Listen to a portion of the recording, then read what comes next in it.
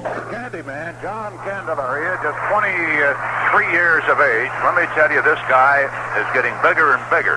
Not any taller, because when he was setting all kinds of basketball records at the same high school in Brooklyn that Kareem Jabbar attended, he was then about 6'6". He's now up to 6'7", but he weighs about 220. He's stronger than he was last year. Primarily, Candelaria throws a fastball and a curve. He told me before the game, he says, no, I haven't developed a change yet.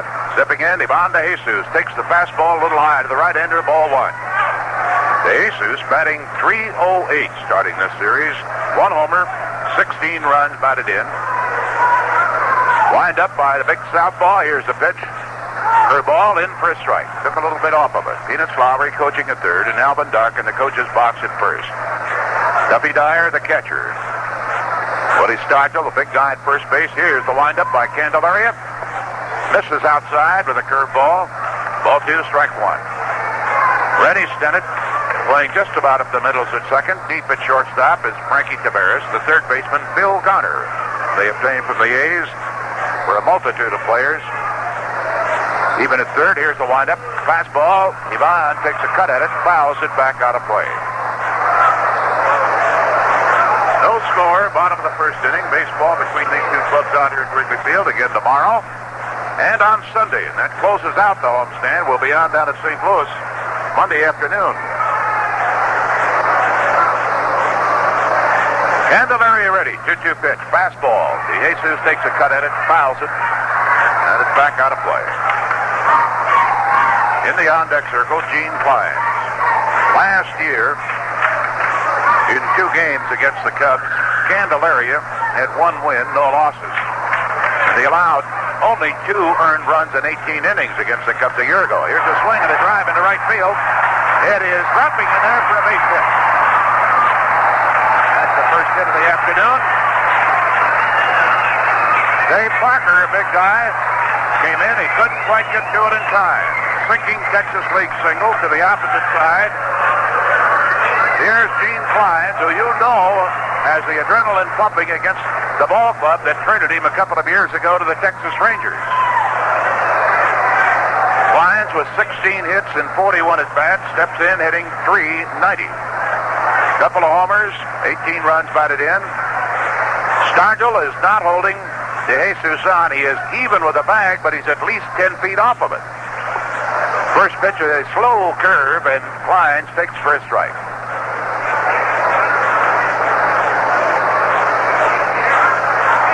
Runner on at first base with nobody out and no score. Candyman is ready. Long look at first. Here's the pitch. Swung on. Deep drive. Left field. But it's going to be caught by Oliver. He comes over about 25 feet inside the left field line. Hustles the throw into second base. And Clines is out of there. Got around on it very well, but he couldn't get it out of here. We've got a breeze blowing in here today. That'll bring up Larry Biittner. Left-hander hitting .315 for the year with a couple of homers, 21 runs batted in. You know, the Cubs come in here today with a team batting average of .282. That is the second best in the National League. Only the Los Angeles Dodgers have a higher team batting average than do the Cubs. .282. But against a guy like this, it can be awfully tough to get hits. He lobs a toss over to first base. De Jesus back in plenty of time. Candelaria's earned run average is the best in the National League right now among the starting pitchers. Here's the delivery. Call for a pitch out. Runner not going. Ball 1. Excuse me. This is a very unusual setup for starters. Yeah, sure is. Playing in front of the runner, not behind him. And every pitch that Candelaria has thrown, he breaks towards first base to bring De Jesus back. Here he goes. Here's the pitch. Here's Dyer's throw to second. He is in there with a stolen base. With a slow curveball for a strike call. But he got a great jump on it. That's one of the risks you take with the first baseman playing. The way Stargell has played against De Jesus here, so the Pirates, who are leading the league in stolen bases, have just had one done against them. And Ivan De Jesus has his 9th of the year, been caught 5 times. Runner in scoring position, bottom of the first inning, and a count of 1-1 on Larry Biittner. The kick to pitch, pass ball. Strike called on the outside corner. Biittner not too happy with Doug Harvey's judgment on that one. The Cub opposition, by the way, mentioning that team batting average. Team batting average 282. The opposition against Cub pitching is hitting 259. 1-2 delivery coming up. Here it is. Swung on a high fly ball to Parker, and going out is Stennett, the second baseman. It's Rennie Stennett flipping the throw into second, and he almost got a double play. Pretty nice work. Shortstop Frankie Taveras taking that throw as Stennett went way out there, about 95 feet or so in the outfield grass. To make that catch, he was just about facing the infield, but boy, he got rid of it in a hurry. That would have been some double play.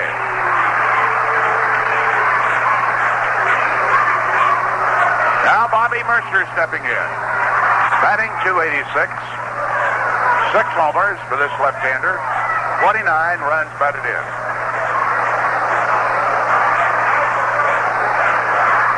Right side of that infield is deep. Candelaria's pitch to him, and he takes the strike.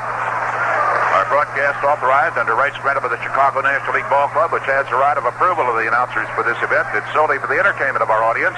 Any publication, rebroadcast, or other use of the descriptions and accounts of the game without the express written permission of the Chicago National League Ball Club is prohibited. Fastball. Mercer looks at strike 2. Good fastball. Candelaria's listed weight now 220. With that 6 feet 7 inches of height, he looks like he's probably more at about 230. Just 23 years of age. Making his 8th start. He hasn't completed the game, but he has gone 8 2/3 innings. 0-2 pitch. Fastball swung on and missed.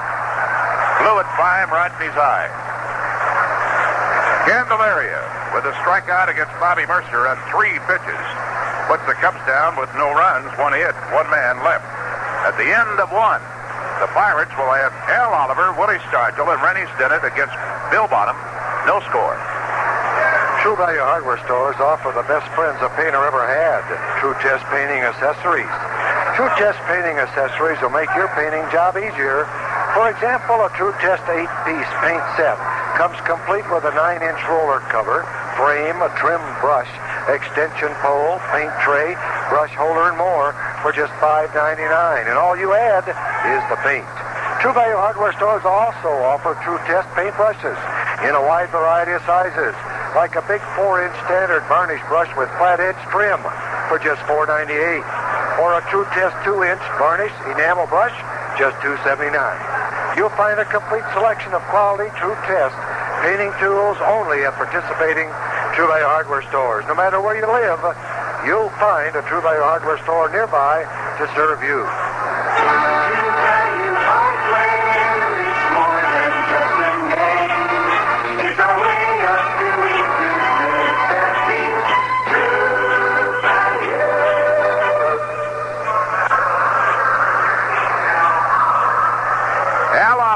Left-hander. They have 3 left-handers in a row in this lineup with Parker, Oliver, and Stargell.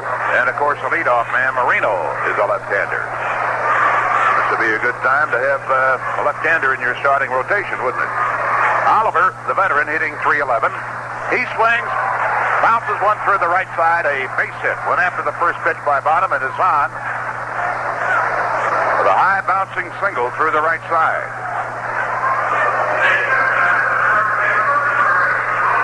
Willie Stargell stepping in, veteran, hitting .306, 7 home runs, 16 runs batted in.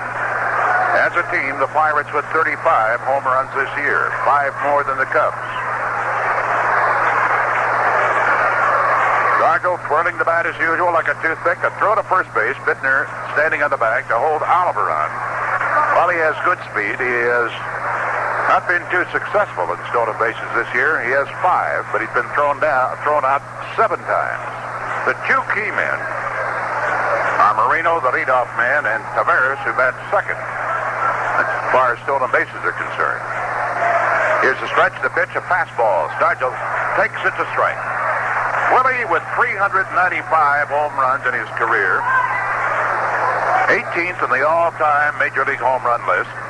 4 behind the retired Al Kaline of the Detroit Tigers. He's at a bundle of them right here. Bonham into the stretch.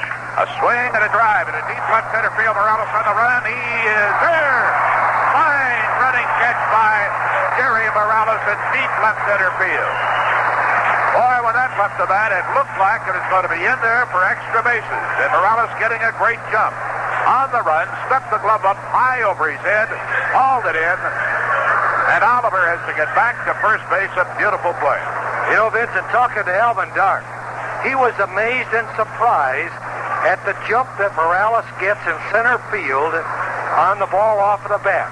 He didn't realize that he could play center field that well, and only because he gets that great jump on the ball can he do the job, and he's been doing the job. He sure did it there. Here is Rennie Stennett, and Bonham finally gets to look at another right-handed hitter. Second one in their lineup. Stennett hitting .290.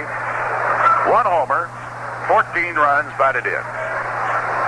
Here's a pitch, swung on. He hits a little Texas leaguer. It's going to drop into right field. Here's Oliver going around on his way to third. Mercer's throw.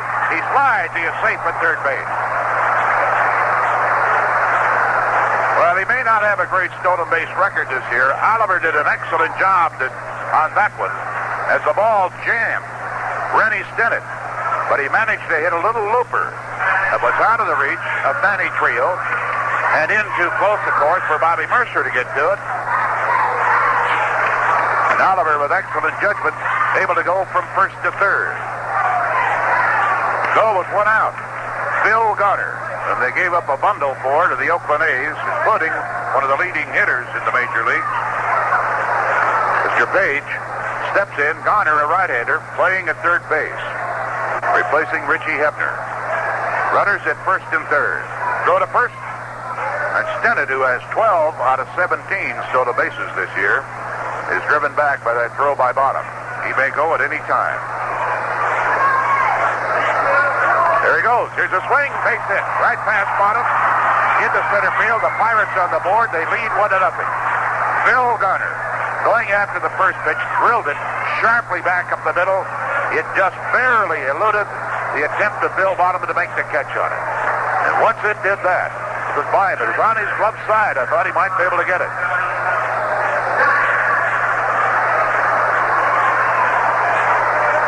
Garner has just batted in his 14th run of the year, the third hit of the inning, and that brings up hot-hitting catcher Duffy Dyer, built about like a fire plug, and this guy is hitting .325.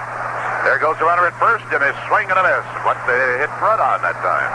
Fouled it, or I'm sorry, I said a miss. He fouled it back out of play. They just run constantly.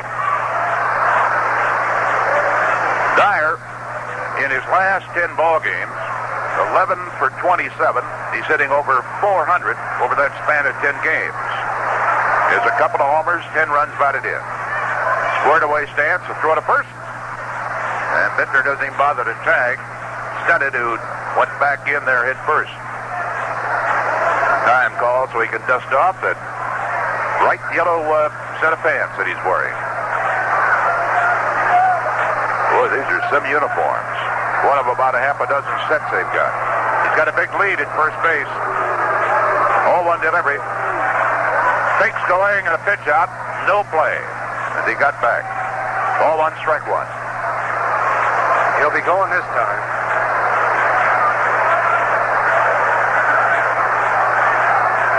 Stennett with 12 stolen bases for the year. But he got that souvenir foul ball out of the net, and a round of applause from the appreciative crowd there. He still has a good lead at first. Bottom left to check him. He fakes a throw to third, hoping to get the runner at first base, Stennett going, but he was not. So while he faked a throw to third, he turned, faked one to first base, held on to the ball because he saw that Stennett had gotten back in. He steps off the rubber, and Stennett again scampers back to first base. Or Garner, I'm sorry. There the fake's going, and the pitch is the ball too low. Ball 2, strike 1. Stennett over at third. Phil Garner with a solid base hit up the middle. Out at first. Duffy Dyer, the hitter, with 1 out in the top of the second inning, 1-0 Pittsburgh. A stretch by Bonham. And another pitch out, and Garner not going.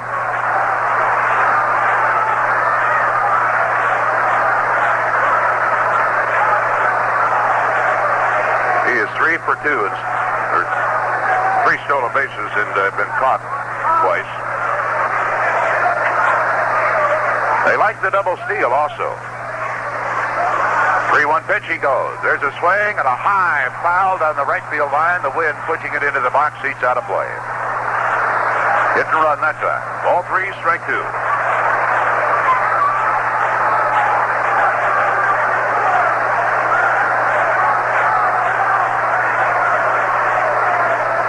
Got a group here from Illinois State University. Give us a last name. Karen, Carol, Jill, Shelley, Teresa, Les. One of them says, would you please say hi to my dad at Osco? He listens at work every day. Maybe Dad knows which one is his daughter. 3-2 delivery instead. Bonham started to throw to third base. No play there with Rennie Stennett on. Dyer been a good hitter for him. Now the stretch, runner goes. Here's a fastball taken for a strike. A throw to second. He slides. He's out. A double play to retire the side. They ran themselves right out of that second inning. Strike on Duffy Dyer. Perfect bank by Mitterwald to nail Garner at second base. And the double play, the 36th of the year by the Chicago Cubs. And the Pirates in the second inning come up with 1 run, 3 base hits, 1 man left in the bases. So at the end of 1 1/2, the Cubs come to bat with Pittsburgh leading 1-0. Hello, General Finance. Friendly Bob Adams speaking. Dorothy Corbett here, Bob. You've seen me in the office with Mr. Corbett? Yes, Mrs. Corbett. So before I get the loan, I have to ask, do you think I look better in fuchsia or apple green? Well, I'm not too good at women. How about orange? Orange is nice. Because they do have something in orange that's just darling. Sounds pretty. Maybe the green's more practical. What do you think, Bob? Well, what color shoes do you That's want? the point. It goes with my shoes. It goes with everything. See, you do know about these things. Well, that's the one then. Only thing is, Bob, it has a little dent. A dent? On the other hand, it's only 3 years old. You're buying a 3-year-old dented dress? I'm talking about a car, Bob. The loan is for a used car. A car, see, I mean, I should get something I look good in. Don't you agree? Oh, yes, might as well, sure. See, you do know about these things. Oh, thanks for the help, Bob. It's all right. You can always get a little help from a friend at General Finance. Over 65 General Finance offices in the Chicagoland area to borrow up to $10,000. Just call Ann over 32020. Also, an office in McHenry. The dead sheet has been made into a sign, and the bleacher fans out in right field are hanging it right up over the 368-foot mark. Somebody may be requesting to pull it back in. North Naperville, soft. Ditch Club, and it says Go Cubs. Just as I read it, they pull it back over the wall. As long as they just display it between innings, of course, no problem. John Candelaria pitched out of a mild little jam in the first inning, and he blew 3 fastballs by Bobby Murcer. Now faces Jerry Morales, who's made a very fine catch already in the ballgame. And the first pitch to the Cup right-hander is the ball. Jerry hitting .269, 3 homers, 24 runs batted in. Here's the windup. Fastball, it's a little high. Ball 2.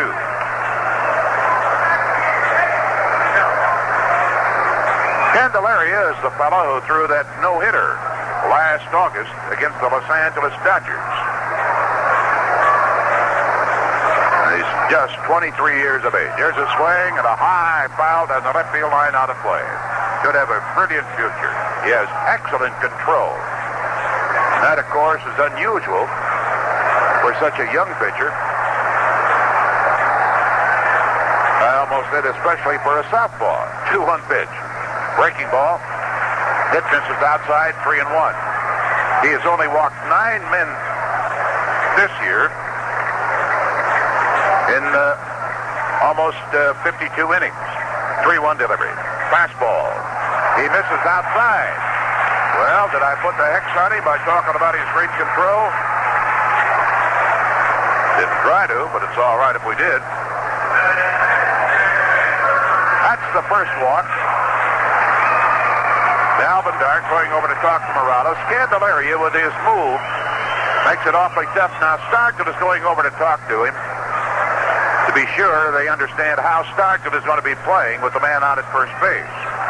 De Jesus was successful with a steal in the first inning when Stargell was playing off the bag, and he's doing it now. Trillo stepping in, and he takes the first pitch, a strike at the knee. Stargell is playing just in front of the baseline, and he's about 8-9 feet off the bag at first. Most unusual position. Edges back a little bit as Candelaria steps, throws, and the pitch is fouled back out of play. Strike 2 on Trillo. Manny hitting .360 for the year. Second to Dave Parker of the Pirates, starting this series in the National League in hitting. 3 home runs for Trillo, 17 runs batted in. Stretch the pitch. Fastball, he throws his bat at it, fouls it out of play way down the right field side. 0-2 in the Cubs second baseman. The bleachers are jammed. They're standing out there. Just about all the guys are stripped to the waist. Here's the pitch. Swung on, a high fly ball into left center field. Oliver on the run. He's going to get there. He does. Makes a one-handed catch. And Morales will scamper back to first base. There's one away in the bottom of the second inning. That brings to bat Steve Ontiveros. He was telling me down and around the batting cage today. He said, I don't know. He says, I just don't feel quite right. He said, I got a kind of a headache. Well, I know some ball players come to the ballpark not feeling too great like Kruko yesterday. They wind up with a super day. Maybe it'll be that way for Ontiveros today. He's going to bat right-handed against Candelaria. Here's the pitch, and he takes a strike. Took a little bit off of that one. Came in on the outside corner. Steve hitting .322. Couple of homers, 18 runs batted in for the year. Southpaw is ready. Here's the pitch. Swung on. He goes after a fastball just above the knees and fouls it sharply into the seats on the first base side. It's 0-2. This is the only daytime action in the major leagues. Everybody else play under the arch tonight. But boy, what a beautiful day for a ball game. And a big series for both teams. 0-2 delivery instead. He lobs a toss to Stargell. Scampered back to first base, and it was just a toss, not a good pickoff throw. Moreno playing over in left center. Candelaria ready. 0-2 delivery, fastball, and he wastes it away. Ball 1, strike 2. George Mitterwald in the on-deck circle. Tomorrow, Rick Russell. Jim Rooker, the probable starting pitchers. Big R day. Stargell gets back to first base, and Candelaria again gives a little soft toss over there. But most of the time, Stargell is playing way off the bag, and now he gets even farther off the bag at first. Now he edges back another step or so. Creeps back over it again. Here's the pitch. Very high. Ball 2, strike 2. Let's pause for station identification. This is the WGN Chicago Cubs Baseball Network. This is WGN Radio, Chicago.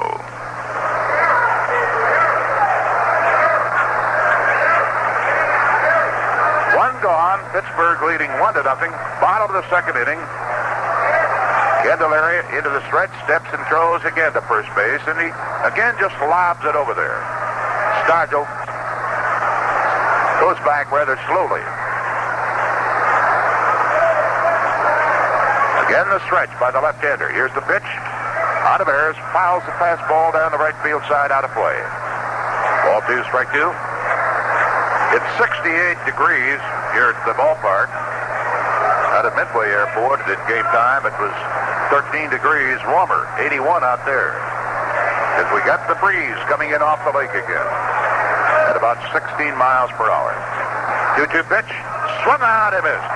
Got him with a fastball down around his knees on the inside corner. His second strikeout of the ball game. His 30th of the year. That brings to bat George Mitterwald with Morales still out at first base. Lead-off hitter in the first inning to Jesus singled, stole second. That's as far as he got. Now Morales throwing a walk to lead off this inning, and they're 2 away. Mitterwald takes a strike. They got 3 hits in the top of the inning, which was ended with a double play on a steal attempt as the batter took strike 3. Mitterwald making a perfect peg to De Jesus to get him at second base. There's a strike call. He's looked at 2 beauties. Candelaria has got Big George in the hole, 0-2. Mitterwald with 4 homers this year, driven in 15 runs, and he's maintaining a .279 batting average. The 0-2 delivery. Runner goes. He swings and fouls a fastball back out of play. 0-2. Wendy's baseball team, 10 members of them out here today with Coach Darrell Brazel. The backers of that team include Mr. Young, Mr. Lloyd, Mr. Hobbs, all working hard to help the youth on the west side of Chicago. They've been out here just about every day.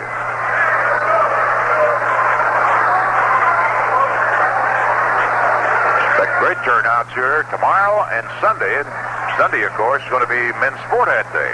Extra inducement to come on out. Been part of your Memorial Day holiday weekend right here at beautiful Wrigley Field.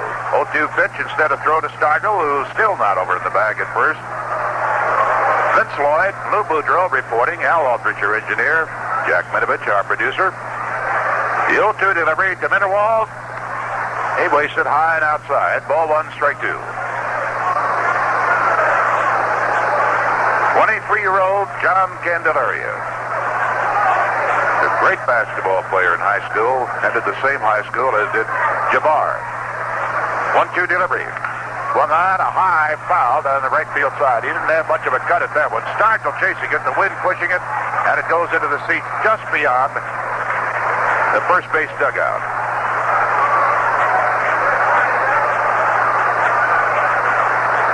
One of the reasons for the success of this Pittsburgh ball club this year, they not only have a well-balanced attack, good hitting in here, they also have better than expected pitching. Their staff earned run average is an excellent one, 3.36. Candelaria leads them. There's a swing and a high fly down the right field line. The wind pushing it, but coming over is Parker. The big guy grabs it in fair territory, just beyond the visiting bullpen, and that retires aside, and Mitterwald didn't have much of a cut at that one either. No runs, no hits, a walk, and again the Cubs leave a man on, and at the end of 2 innings of play at Wrigley Field, Candelaria is to lead off in the top of the batting order, with the Pirates leading 1-0. You've read good things about him, you've admired him on the street, and now you want one. No, I'm not talking about a good-looking gal. I mean a new rotary engine Mazda, but who do you buy it from? You can make the rounds of all the little Mazda dealers in town, or you can save yourself a lot of time and trouble by coming out to the largest selling Mazda dealer in Chicagoland, Fireside Mazda in Schaumburg. At Fireside, you won't shop from a brochure. You'll get to see all the models firsthand. Fireside always has over 80 GLCs in stock at all times, including plenty of sporty little piston engine Mazda Misers, too. No doubt about it. You'll like Fireside's low prices, too. You'll even find their showroom a welcome change of pace from ordinary dealers. You'll find couches, easy chairs, snuggled up to a big homey fireplace. The coffee's always on, and the salespeople are always considerate. Visit Fireside, Chrysler Plymouth Mazda on Golf Road, just west of the Woodfield Shopping Center in Schaumburg. No doubt about it, you'll enjoy shopping at Fireside.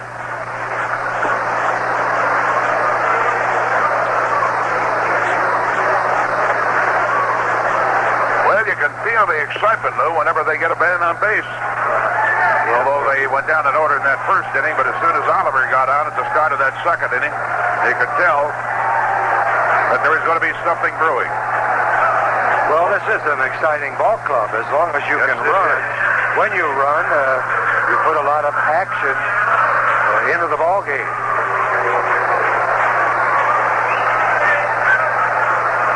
Candelaria will lead off. He's 3 for 16, but he's made good use of those 3 hits. He has 4 RBIs. First pitch to him. Swing and a foul out of play. Strike 1. Pirates lead the Cubs 1-0.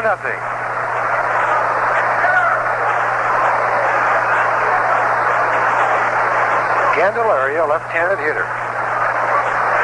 Slow curveball inside and low. 1-1 to count. Morales playing in left center, playing Candelaria to swing late. He does and fouls it off out of play.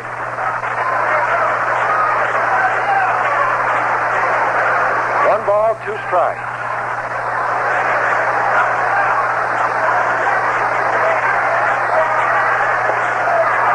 Strike 3 called as Candelaria thought that ball was going to be low.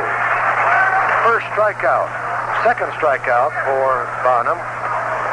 Now here's the top of the order, Moreno. Grounded to first base, Biittner, and he handled a play unassisted to open up the game.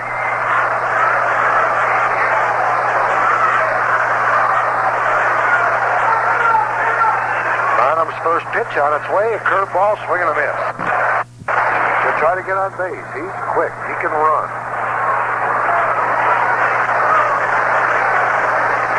Taveras is playing in on the edge of the grass at third base. Here's the strike 1 pitch. Fastball, he attempts the bunt, but pops it up, and Bonham has it just in front of the charging trio for the second out. 2 outs now, and here's Taveras. Another speedster, shortstop. Taveras and was out to Biittner.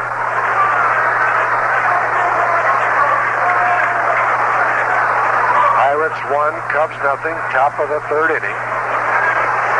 First pitch by Bonham, curveball low, ball 1.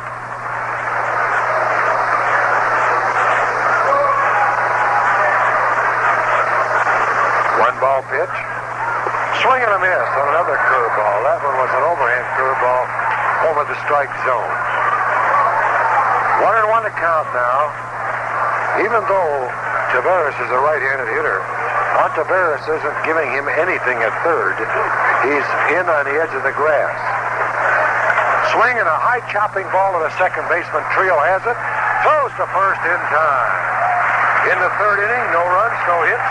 Nobody left on base for the Pirates. Cubs come to bat, trailing 1-0.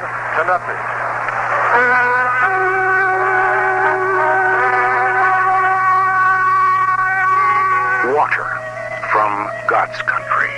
Sparkling, pure spring water. Gottlieb Heilemann spent years looking for water like this. He found it in La Crosse, Wisconsin in 1853. Heilemann still uses this water today to double brew a great light beer called Old Style in a traditional old world way called cloisening. Cloisening is the most natural way to brew beer and the most expensive. But at Old Style, we don't aim to make the most beer, only the best. That's why we use cloisening and sparkling, pure Wisconsin spring water. Taste the difference they make. Try Old Style, pure brewed in God's country. G. Heilemann Brewing Company, La Crosse, Wisconsin.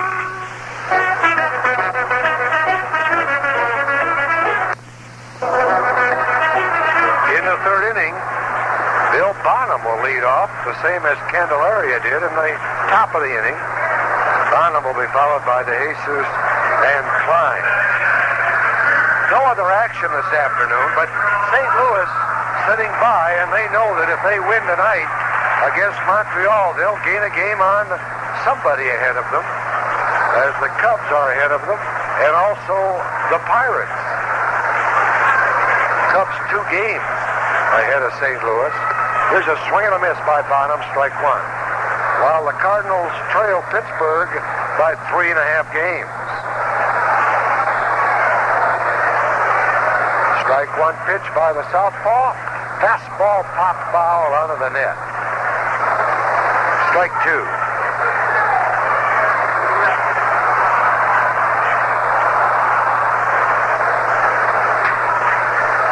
Parker, the right fielder, only about 25 feet off of the right field line.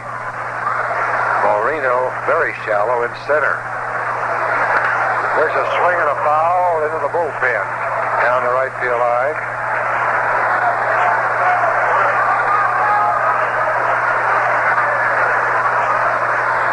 Two strikes to Bill Bonham. Curveball popped up right behind second base. Stennett is there. Now he moves in and grabs it for the out. One out to Jesus, who singled to open up this ball game. He has the only hit of Candelaria thus far.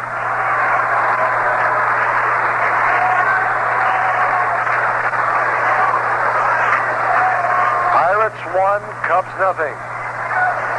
Third inning.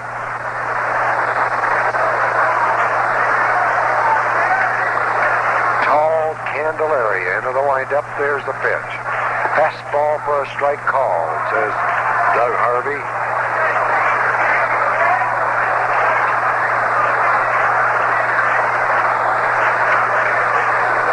One out, nobody on base. The pitch on its way. High. 1-1 to count.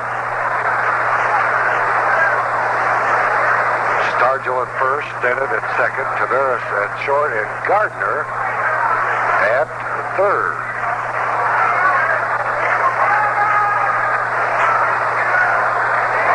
Pitch, curveball, pop foul. Talking about Gardner at third.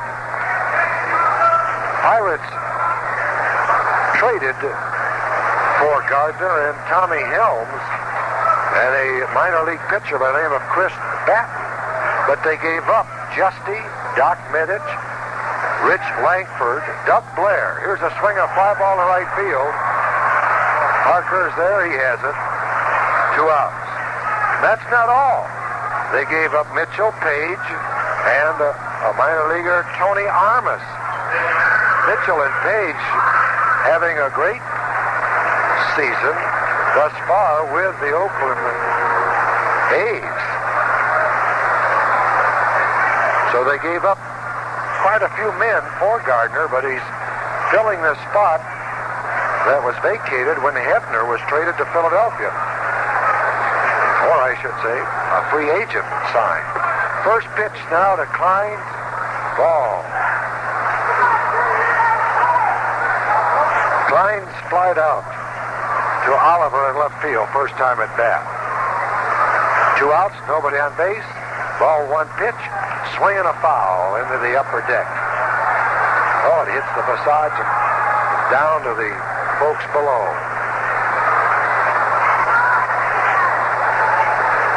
1-1 to count now to Clines. Candelaria is ready. Here's the pitch. A fastball, and he fouls it down the right field line. This is an indication that Candelaria's fastball is a little quick for the bats of the Cubs thus far. He really whips that ball in there, and he's got a good curveball with it. The pitch, there's the curveball, and Clines is called out on strikes. 3 strikeouts for Candelaria in the third inning. For the Cubs, no runs, no hits, nobody left on base. At the end of 3, Pittsburgh 1, the Chicago Cubs nothing. You've got a lot riding on your next move. That's why it should be riding with the mover you know, Mayflower Moving and Storage. Because all interstate movers charge about the same. And you're not going to risk moving your household possessions with anyone but the best. Call Mayflower Moving and Storage in Elmhurst, 279-0060. Moving Chicagoans everywhere. What's your next move? Call Mayflower Moving and Storage, 279-0060. Change to Cam 2 motor oil. Tough enough for any car.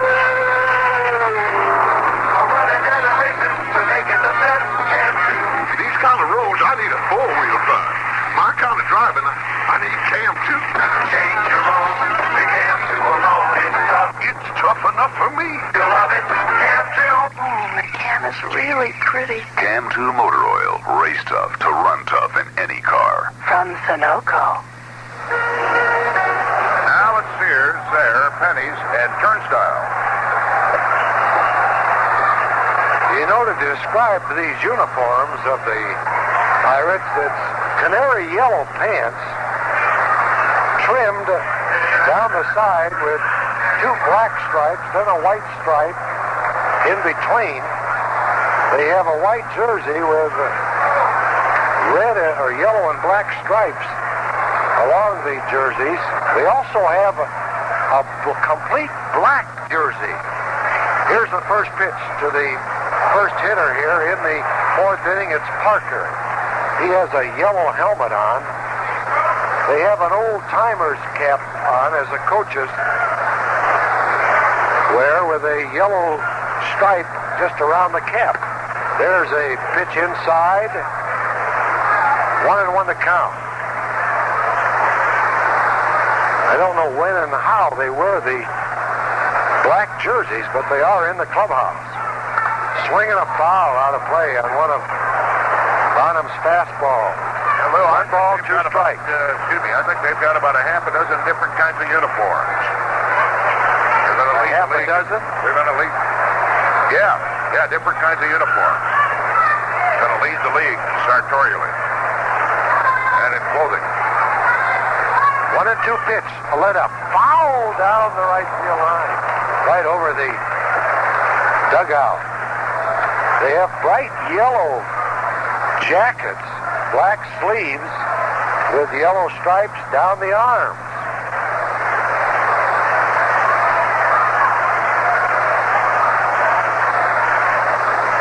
One ball, two strikes. Here's the pitch. Curveball popped up. Trillo back on the outfield grass at second base. Now he moves in to the dirt part of the infield and makes the catch for the out. One out. Al Oliver. Chuck Tanner says the reason Parker is hitting so well, even though he's a very fine hitter, he's 0 for 2 today, but he entered this ball game hitting .371, is because of this fellow at the plate. There's a strike call. Al Oliver.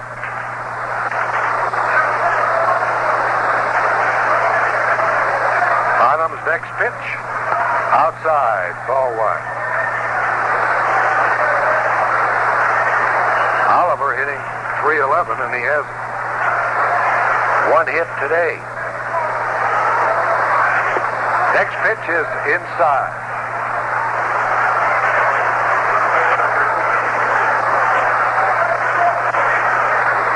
Ball two, strike one. The pitch on its way. Let up. Tap foul. That's Bonham's bread and butter pitch when he's in a ball game and has control with that good fastball. He gets ahead of the hitters or even with them. That let up is a great pitch. The 2-2 pitch. Swinging a ground ball to second baseman. Trillo has it. Tosses it to Biittner for the out. 2 outs in the fourth inning. Pirates lead 1-0, scoring 1 run in the second inning, when they touched bottom for all of the 3 hits that they have thus far. Here's Stargell at bat. 395 career home runs. First pitch. Curveball low. Ball one. Stennett due up next.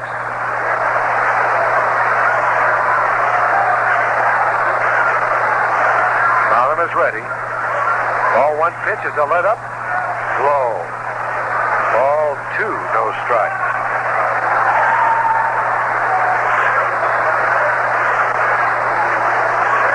The pitch on its way. Fastball for a strike, and he had a little extra on that one. And you know, he had to have a little extra on it to get it past Stargell because he would be swinging on a 2-0 pitch with 2 outs, nobody on base. 2-1 pitch. Another fastball, but that one is just inside. 3-1, so be careful of this one.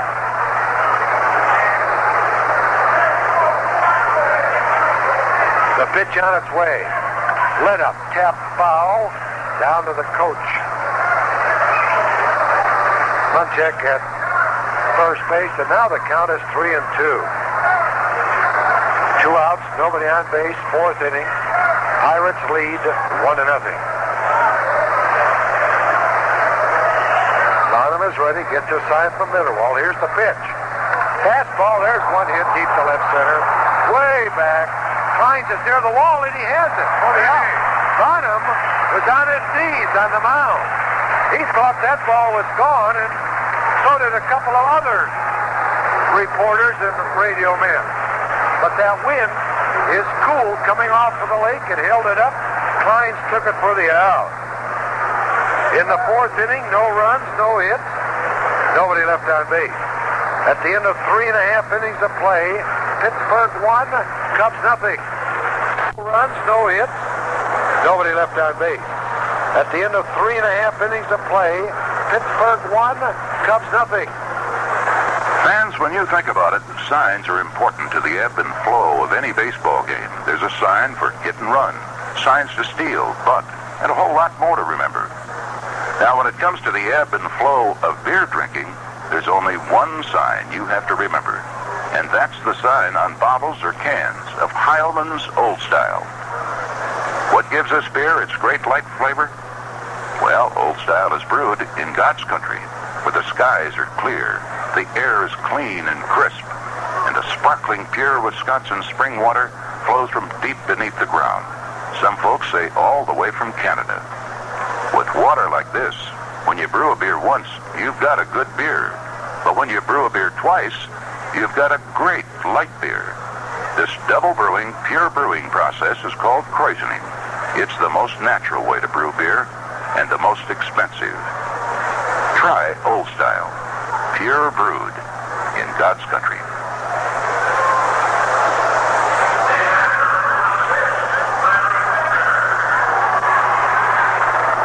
Larry Biittner will lead off the 4th inning for the Cubs. And if that's the indication of how that wind is blowing and keeping that ball in the ballpark off of Stargell's bat, it'd be tough to get a home run today. Here's a swing and a line drive over Candelaria's head into center field for a base hit.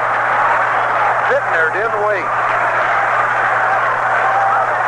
Second hit for the Cubs. Here's Murcer, who struck out in the 1st inning.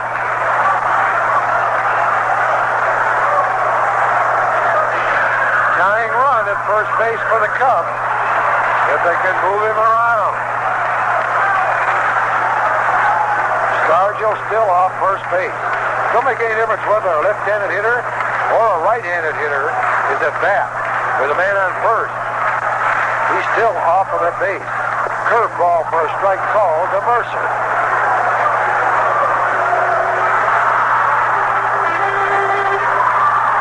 Biittner with his lead just behind Stargell.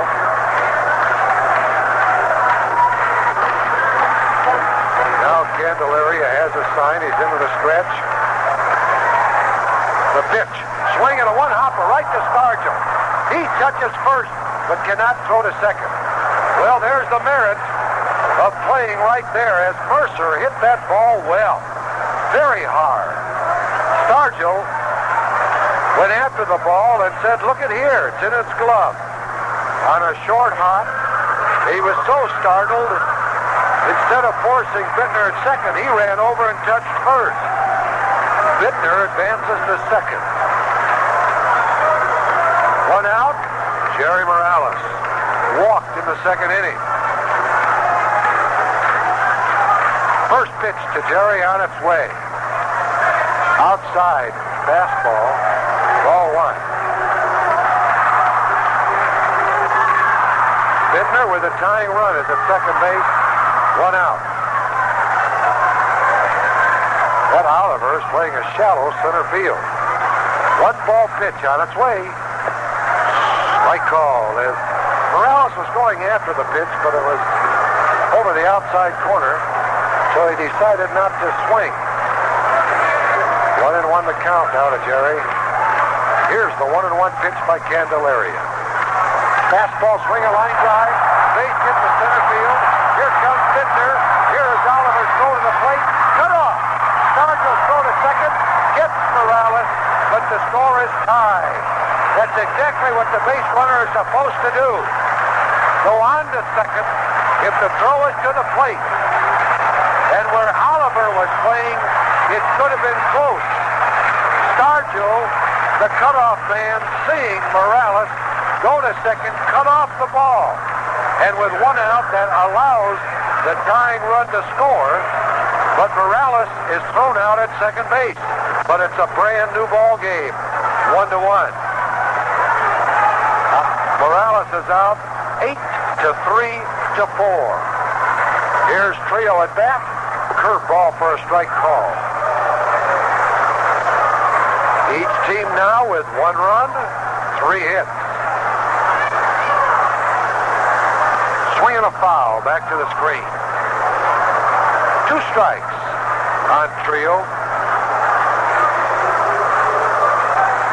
Cubs 1, Pirates 1, 4th inning. The pitch from Candelaria. Inside. Ball 1, strike 2 as he wasted that one.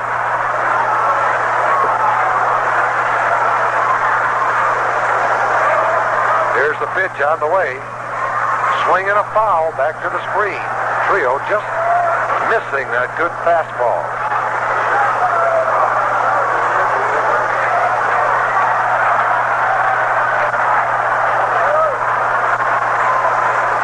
Candelaria now gets his sign. He has his windup. He takes it. The pitch to Trillo. Fastball swing. There's one hit deep to left center. Way back. Going. Hey, gets it to Fry. A home run.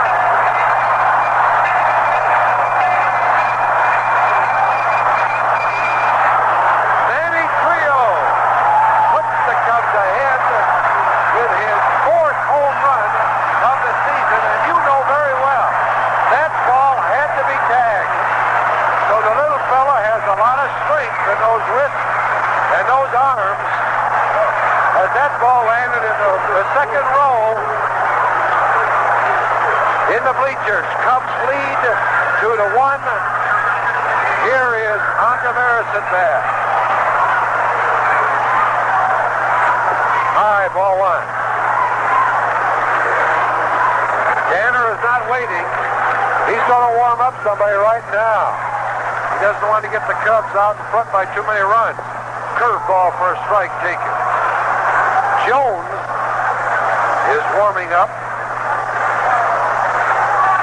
A right-hander for the Pirates.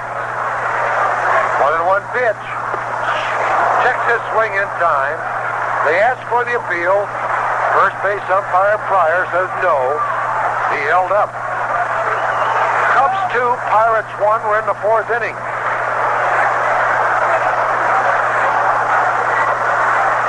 The pitch down to Barris. High outside, ball 3. Let's pause 5 seconds for station identification. This is the WGN Chicago Cubs Baseball Network.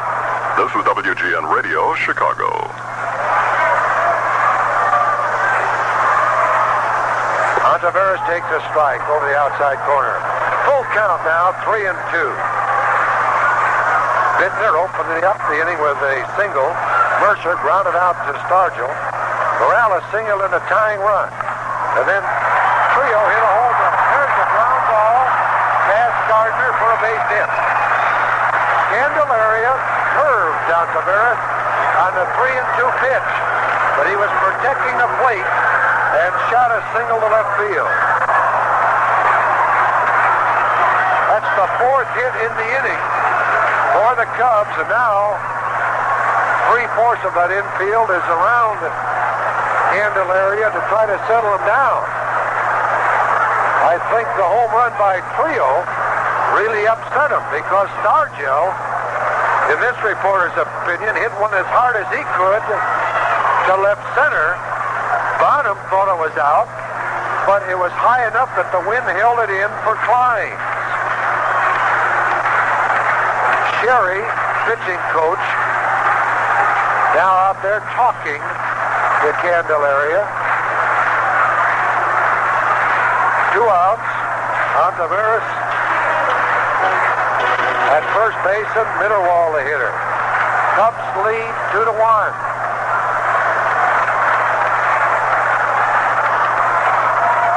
Mitterwald levels the bat over the plate. Candelaria is set. Here's the pitch. Fastball for a strike call. Stargell once again. He's playing about 8 feet or 10 feet off of the bag. The pitch. Curveball, swing a ground ball to the third baseman. Gardner has it. Throws to Stargell for the out. That closes the 4th inning, but not before the Cubs score. 2 runs, 4 hits, 1 man left on base. At the end of 4 complete innings of play, Cubs 2, Pittsburgh 1. When is a week 10 days long? When it's National True Test Paint Week at True Value Hardware stores. From May 25th through June 4th, you'll find True Test paints at special prices. For example, you can choose True Test Easy Care Latex Bright Enamel, the wash and wear child-proof wall paint in white and 40 colors. Or True Test Weatherall Acrylic Latex House Paint, the latex that flows on easily, dries quickly, in white and 35 colors. They're both just $8.97 a gallon. True Value Hardware stores offer these True Test paints and more at special prices during National True Test Paint Week from May 25th through June 4th at participating True Value Hardware stores. No matter where you live, you'll find a True Value Hardware store nearby to serve you.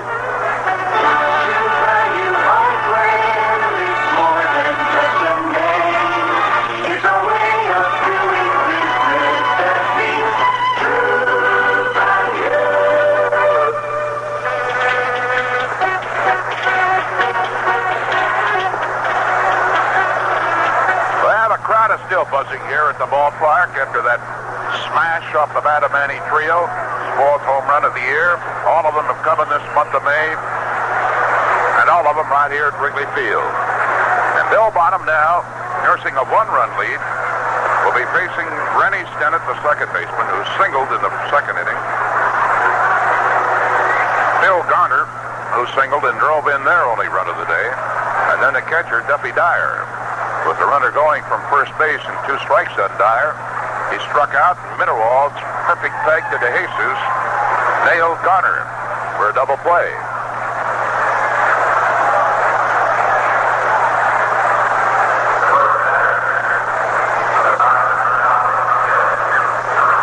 Rennie Stennett now hitting just about 291 or 292 for the year.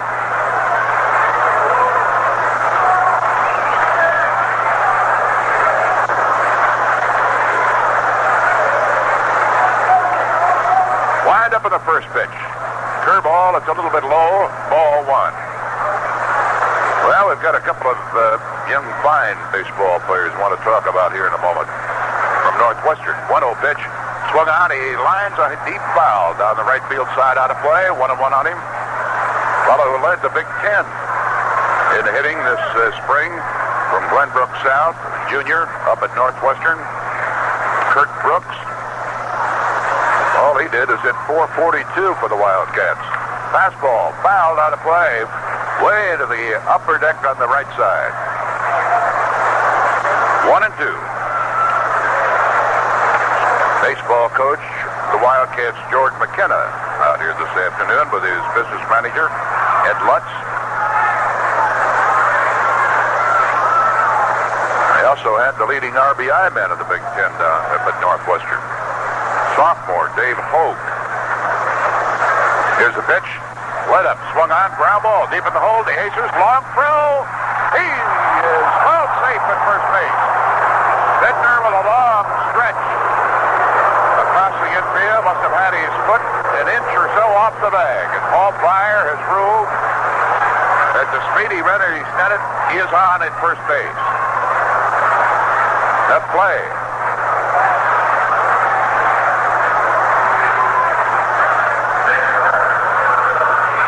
Biittner thought they had him. Infield single, and Stennett is 2 for 2. They have to keep an eye on him. He has 12 stolen bases in 17 attempts. Garner, good hit and run man, stepping in. Right-hander singled in a run in the second. Formerly with the A's. A throw to first. Stennett back standing. Tim Ketcher, sophomore Dave Hogue, led the Big Ten in runs batted in with 57. Here's the pitch. Fastball in too tight, just above the knees to the right-handed hitting Garner. 1-0. Pirates with a potential tying run on at first on an infield single. Remember, they love to run. Stretch by Bonham, the runner doesn't go. A swing and a high fly ball to the left fielder, Gene Clines. It's going to be caught. He waits, comes in a few steps, ahead of baby. One gone. So Garner can't get the man up to second. That'll bring up the catcher, Duffy Dyer, who struck out in the second. That resulted in a double play and retired the side. The 13th time that Duffy has spanned this year. He has been hitting well. Bonham with a pair of strikeouts for the day, giving up 4 hits, including the infield single here by Stennett.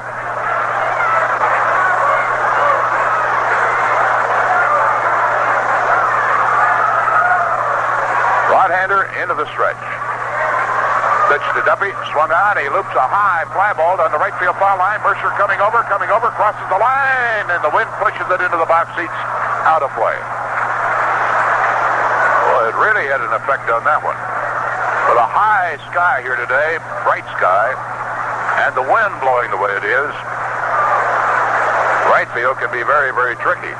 Just about any spot can be at Wrigley Field on a day like this. But despite that strong wind blowing in, Manny Trillo lined a homer. That has given the Cubs the lead, 2-1 here in the 5th. Bonham working on the catcher, Duffy Dyer. Go to first. Slides back in head first safely. Strike 1 pitch coming up. Here's a stretch. The kick to pitch. Way low and outside. Ball 1, strike 1. Stennett has given no indication of going. And Dyer now looking down to the third base coach, Joe Lynette, to see whether or not they might have a hit and run or whether the runner might be trying to go. He has a pretty good lead. Bonham steps off the pitching rubber. Dyer steps out of the batter's box. Stennett still with a pretty good lead now as Bonham plants that right foot back in the rubber. Wants another set of signs. He's got it. He's ready. Throws to first. Runner back safely. Pretty good move that time by Bill. Boy, these are really colorful uniforms these Pirates are wearing. 1 out, 1-1 delivery. Another throw to first. And he falls back in the bag safely again. Doesn't bother to shake much of the dirt off those bright lemon yellow pants. There he goes. Here's a pitch out. Mitterwald throw. DeJesus puts the tag on him. He is out. Beautiful work. Mitterwald smelling it coming. Call for the pitch out. Stennett still on his back out on second base. Looks like he might have hurt his back. Trying to go in there. He's been shot down for the 6th time this year out of 18 attempts. And Mitterwald is 2 for 2 against the Pirates here today in stolen base attempts. Trainer out there talking, checking Rennie Stennett. He had that right leg extended well out in front of him. The peg had him beat by plenty. DeJesus putting the tag on him. Went in hard on his back into second base. They're helping him to his feet now.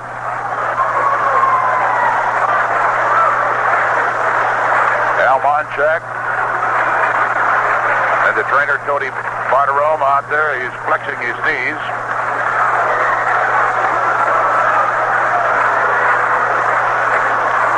Now he's going to walk off under his own power.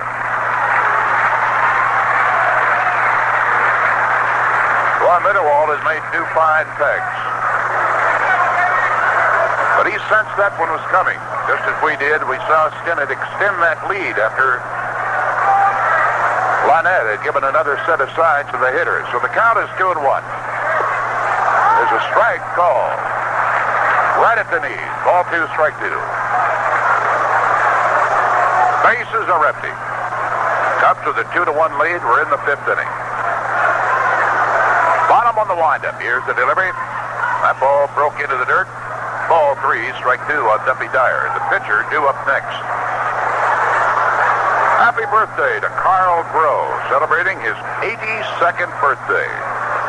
Right out here at Wrigley Field today. Wind up 3-2 pitch. Dyer takes the fastball, just misses inside at the knees. That's the first walk issued by Bonham, and it brings up the pitcher, 23-year-old John Candelaria. Looked at strike 3 when he led off the 3rd inning. Stretch the pitch. Fastball swung out, a bouncing ball back to the mound. It's going to be easy. Bonham's got him by plenty. That retires the side.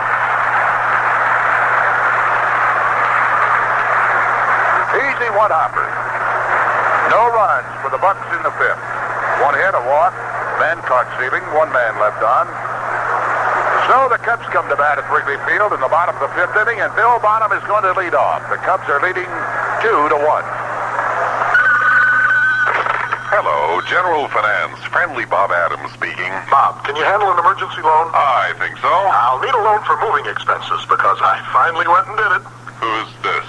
The guy they said wouldn't do it. Who? Steve Kelly. And you know what? You did it. Right. Went right in and said, boss, I've had it with these crazy working hours. And furthermore, I don't think much of my salary here either. Isn't that good what I said? What happened, Mr. Kelly? He fired me. That's not good. Yeah, I got another job, though. That's not bad, is it? No, that's good. No, that's bad. It's in another state, Bob. Oh, well, there's good and bad in everything, I guess. You know, Bob, there's good and bad in everything, I guess. I heard that somewhere. So, about that emergency loan? Well, you can always get a little help from a friend. I want you to think about something, Bob. Yes.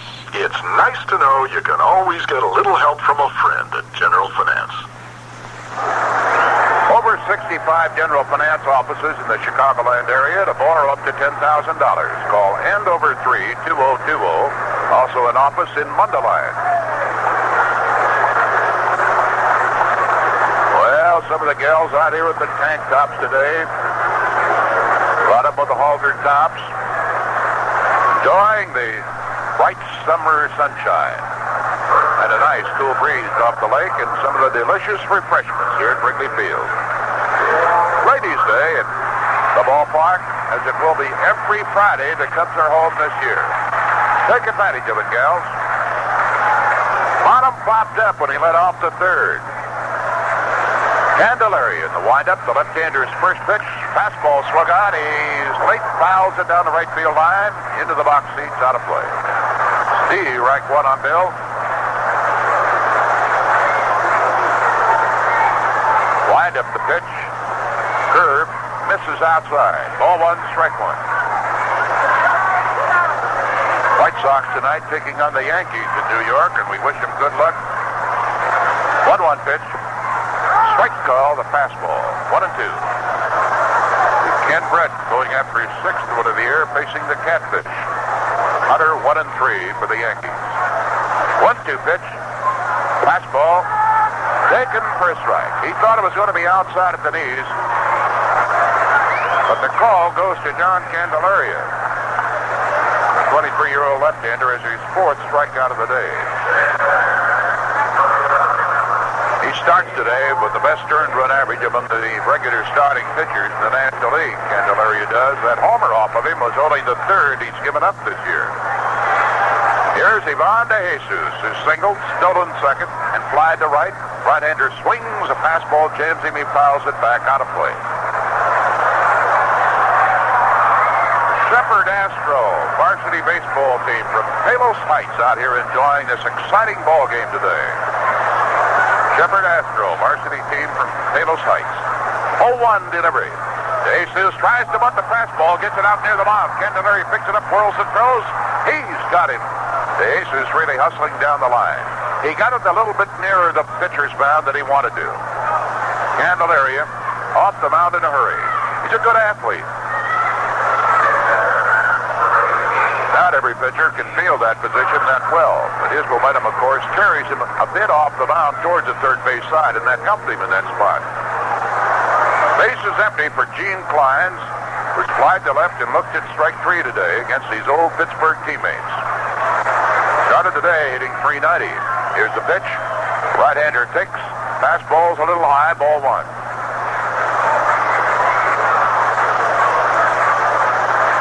Nobody on, 2 gone, 2-1 score Cubs. Bottom of the 5th.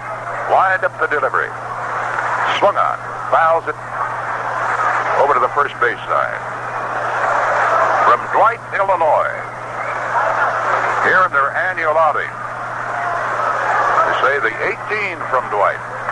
Celebrating birthdays and anniversaries at beautiful Wrigley Field. How about you? You make it tomorrow or Sunday? I hope so. Number 18, Gene Clines stepping back in there.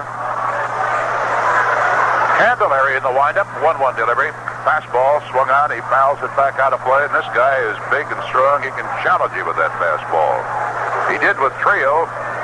Manny responded to that challenge with his 4th home run of this month of May.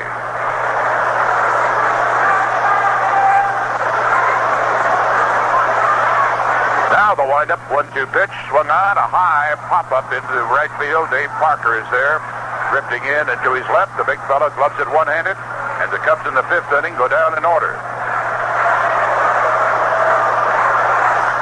Now at the end of 5 at Wrigley Field, Pittsburgh will send the top of the batting order up against Bill Bonham. With the score, the Cubs 2, the Pirates 1. You know, Lou, I think Al Gaines travels as much as we do with those car-buying trips he takes to Detroit every week. You know, Al, it's a lot of air miles, Vince, all right, but we should tell the fans we're talking about Al Gaines, president of Fireside Chrysler Plymouth. We better also tell them when it comes to one-of-a-kind, executive-driven used cars. There's no doubt about it. Al Gaines keeps Fireside on top. That's right, fans. Al flies to Detroit every 2 weeks to purchase luxurious autos pre-driven by Chrysler Corporation executives. These cars have really been babied. In some cases, they're barely broken in. And in most cases, they're loaded with expensive options. Boy, it costs you thousands of dollars to order a new car with all the elegant convenience equipment that these cars have. But because these autos are slightly used, and because Al buys volume and saves a bundle, you do too. Save on Town and Country wagons, New Yorkers and Newports and Cordobas, or pick a Dodge Monaco or a Plymouth Duster or Fury. Fireside has them all. And there's always between 25 and 50 in stock at Fireside Chrysler Plymouth on Golf Road, just west of the Woodfield Shopping Center in Schaumburg. Now, if you want something really special in executive cars, there's no doubt about it. Fireside Chrysler Plymouth's the place to shop. Bill Bonham will be facing Omar Moreno. He tried to bunt his last time up in the 3rd, and he popped it up to the pitcher. He grounded out to Larry Biittner when he led off the ball game. So he's 0 for 2 today. Left-hander with excellent speed, a good man to keep off the bases. Hey, we got a gas-saving and fun-to-do idea for your group, your club, or your organization. An afternoon of baseball right out here at the ballpark. Manager of group sales, Ernie Banks, and his staff will arrange for everything from tickets to transportation. Charter bus service can bring the whole gang right out here to the ballpark. First pitch. Sexy swing. It's a strike. For complete details about the Ernie Banks special group package, call. Here's the pitch. Fastball. He takes it inside. 1-1. EB71919. That's EB71919. Area code 312. Call collect if you live out of town. Message furnished by the Cubs. 1-1 pitch. Dips a little low. 2-1 on Moreno.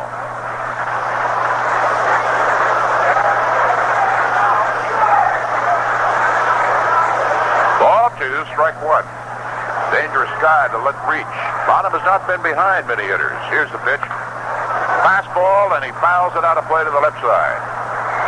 Bonham looks like he's determined that this guy is going to get out. He's going to have to hit his way on. Came in with a good fastball. Reno carrying that black bat to the plate. White canary yellow helmet. Same for the pants.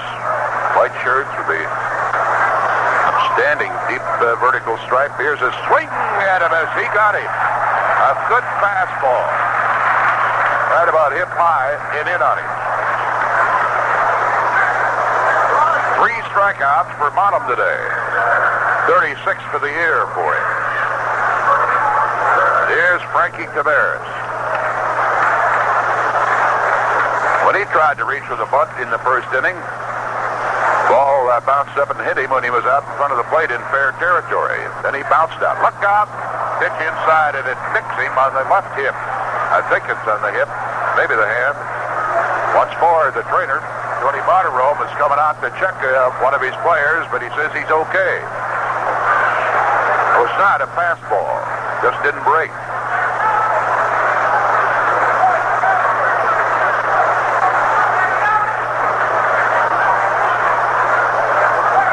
Pulling on a golf glove in that right hand.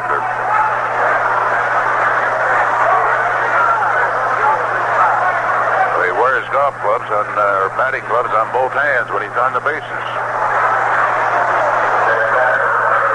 Maybe to protect his hands when he slides, huh? Hit batsman. They have the potential tying run on base. Left-hander Dave Parker to be followed by another left-hander to be followed by another left-hander. Parker 0 for 2 is lined to left field. The throw to first. He's back safely, and he's popped up. Started the day hitting .371. Big left-hander, great skill. There's a throw to first, and he almost picked him off. Walker is determined to win the National League Batting Championship this year. He says, not only this year, he says, I think I can do it several times. He's too big to argue with. Does a throw to first, and he had a little bit more steam on that one. He would have nailed it.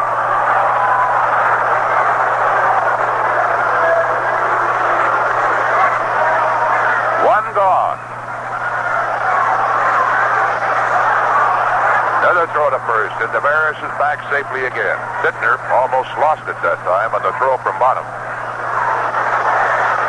Taveras has their best record. He is 18-3. Leads them in stolen bases.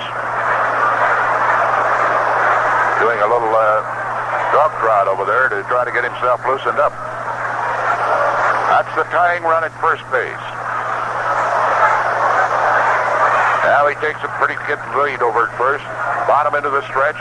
Wheels another throw. Got his hand on the bag just in time to avoid being picked off. Got to keep these guys on. Mitterwald has thrown out 2 men today trying to steal. Here's a stretch. There he goes. Pitch out. Mitterwald throw.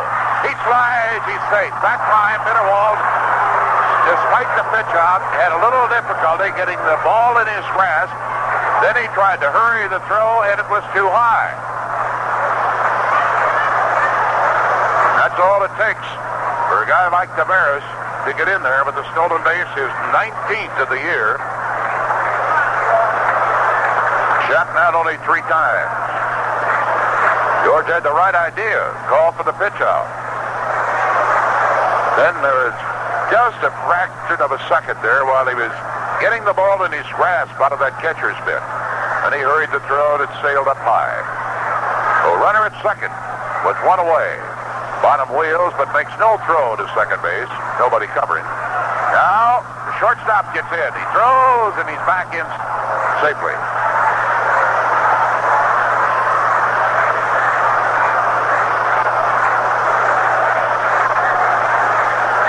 Working hard to keep that man close to second base. Now you better concentrate on the hitter. Here's the pitch. Swing on a miss. Beauty. Broke down sharply. Good sinker.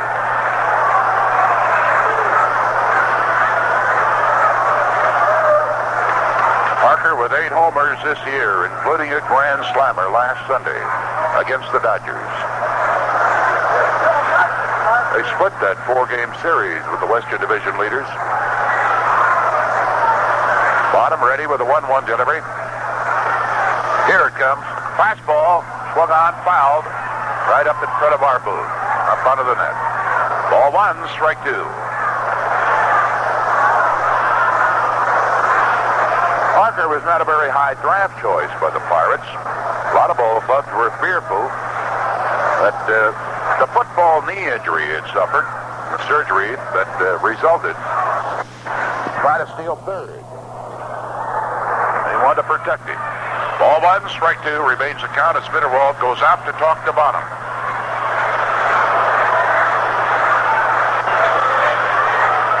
Walker, the right fielder, and of course there's constant comparison with him and the late great Roberto Clemente. But as so many say, there's only one Clemente. Last year, he had 313. Drove in 90 runs. Bonham has his work cut out. 1-2 pitch, fastball swung on. He bounces it over the pitcher's mound. Bears holds. The Aces charges it, picks it up, throws. He's safe.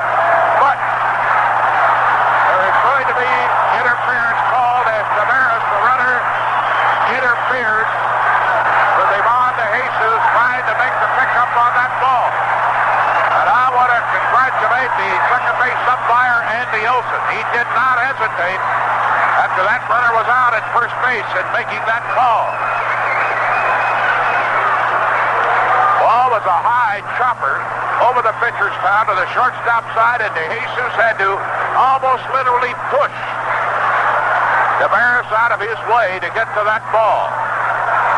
And that you cannot do if you're a base runner. You've got to give that fielder a chance to get to that ball without any interference or obstruction. Chuck Tanner out there beeping about it, but he has got to lose this argument. Runner at second is out. And listen to this crowd roar.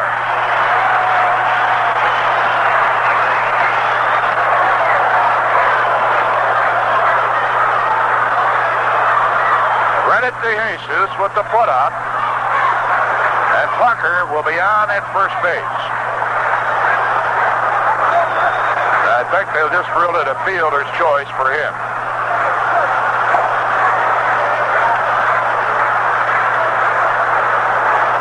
Stick around. There may be a lot happening, not only the rest of today, but the rest of this weekend, as these two teams are really keyed up. Now Oliver stepping in, and a throw to first base to keep Parker on. Despite his size, he can fly. Left-hander, Al Oliver. Swings and he misses. Strike 1 and a healthy cut.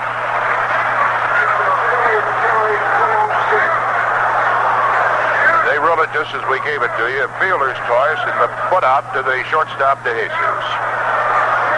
There's the pitch. Oliver lifts that front foot and he takes it low. Ball 1, strike 1. He does that a la Larry Biittner.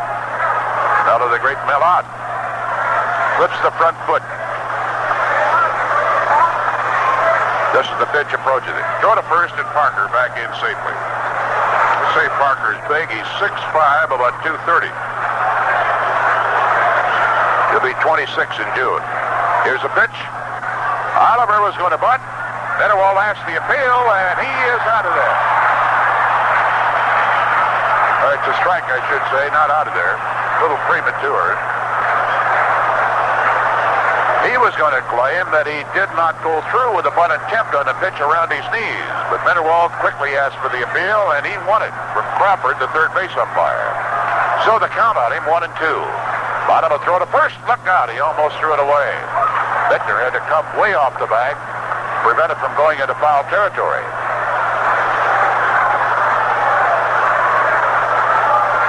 Two to 1 score. Cubs leading. Pirates batting in the 6th with 2 away. They have 4 hits off Bottom. Cubs have 5, including Trillo's homer. There goes a runner, a swing and a drive into left field. That's going to be enough for a base hit. Here comes Parker to win at third. Clines slips and falls. Parker is going to score the tying run. A liner down the left field line. And Gene Clines lost his footing as he hustled over just beyond the Cub bullpen, trying to keep that ball in there so that Parker would not be able to score. But suddenly, as spikes went out from under him, Parker, as I just told you a moment ago, can really turn it on. Seeing that, was able to keep right on going.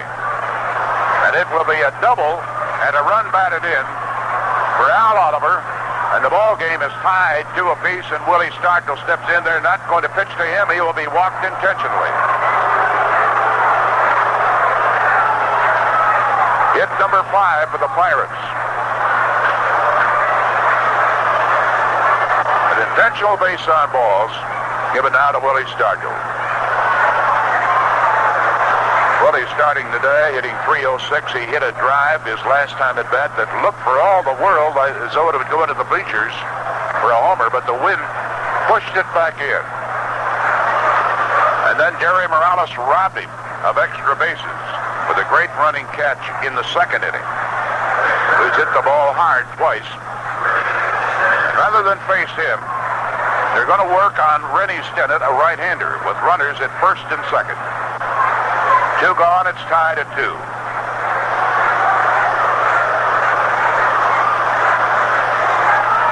Stennett, 2 for 2 today. An infield single and a base hit into right field. Bonham into the stretch. First pitch. Very high, ball 1. Let's pause for station identification. This is the WGN Chicago Cubs Baseball Network. This is WGN Radio, Chicago.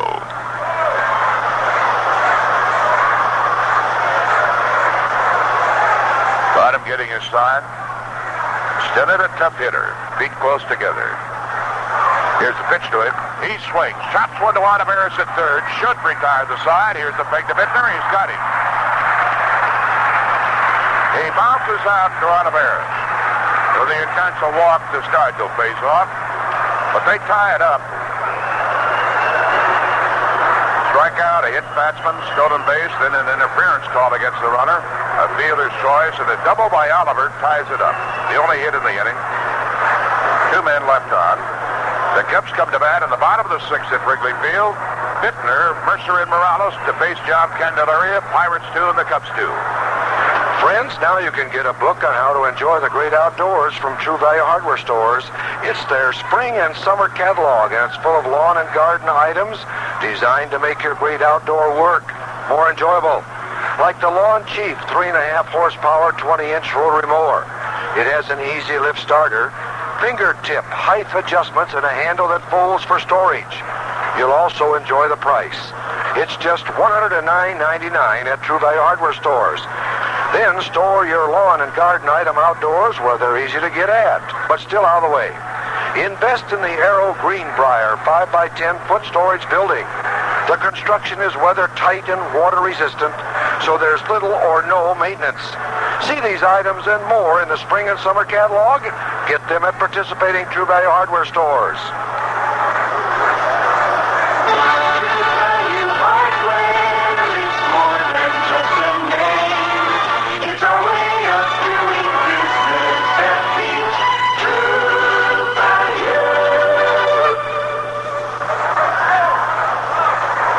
Larry Biittner to lead off.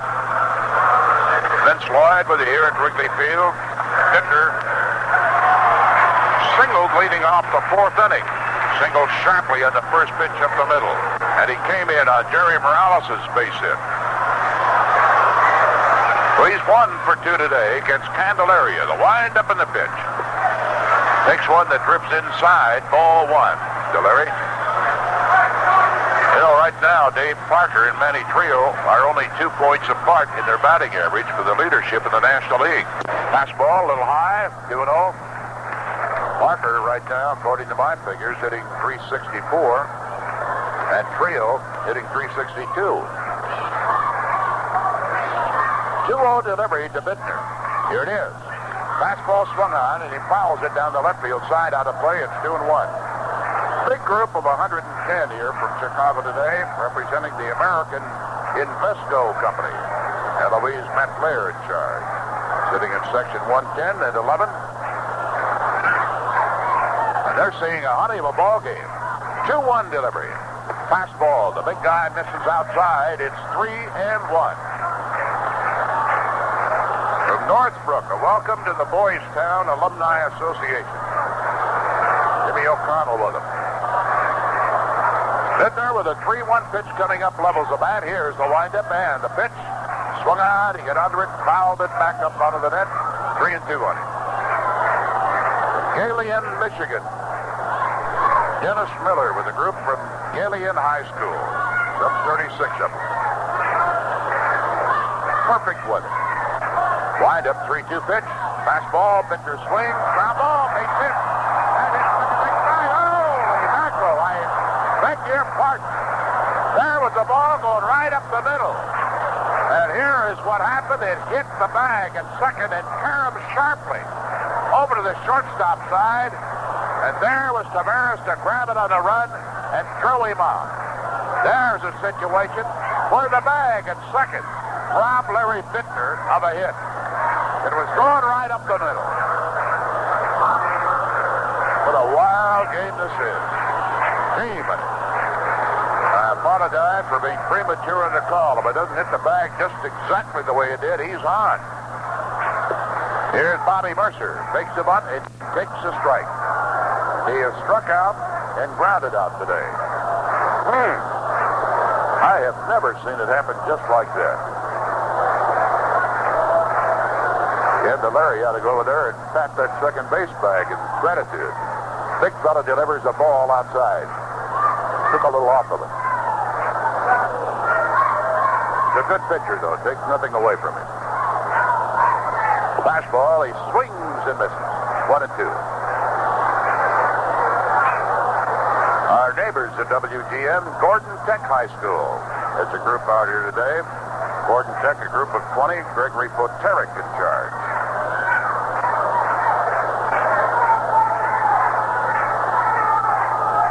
Ball one, strike two pitch to Mercer. Fastball, he takes it outside, 2-2. Another group from Michigan, from Grand Rapids. 43 from the Northeast, junior high in Grand Rapids here.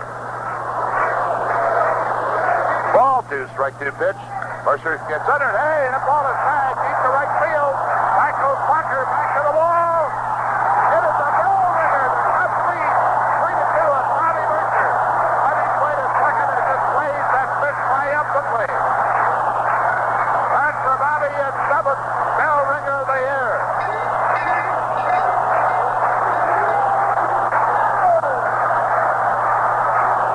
Holy mackerel, is that a beautiful sight? You couldn't be sure.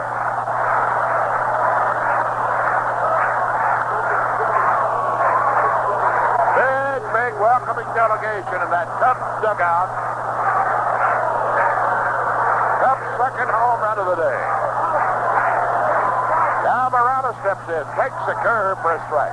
Let me tell you, could be a two-run lead. Except for that crazy ball off the man of Biittner that hit the bag at second and deflected to the shortstop. There's a swing. Hey, that ball is hit way back and left. Hey, high up the line. And it's going to be a stand-up double. Al Oliver leaped as high as he could go. And he just missed making a sensational catch.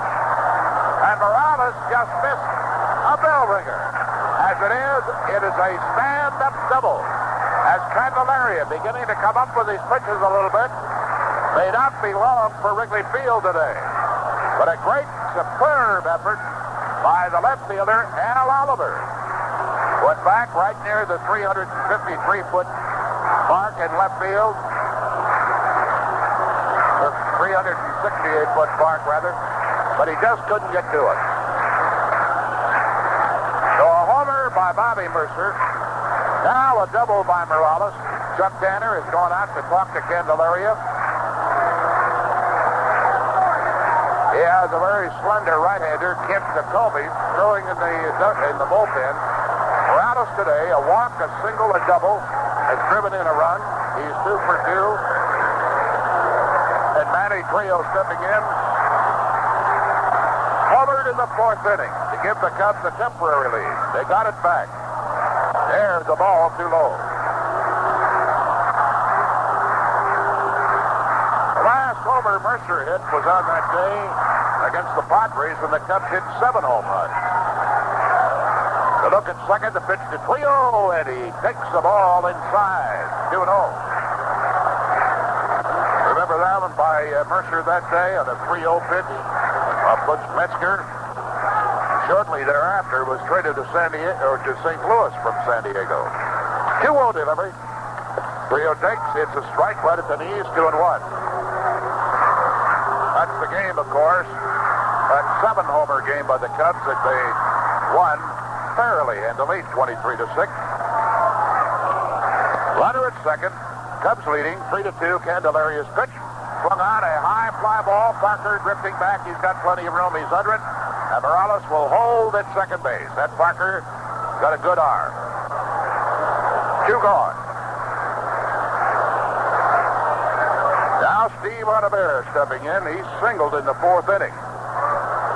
Drilled one just out of the reach of the third baseman, Phil Garner.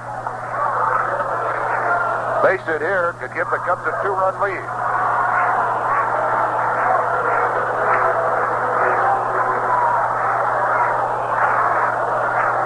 Mercer's 7th. Bell ringer of the year, giving the Cubs the lead. 3-2 here in the 6th. The pitch. Ontiveros takes a strike right at the knees.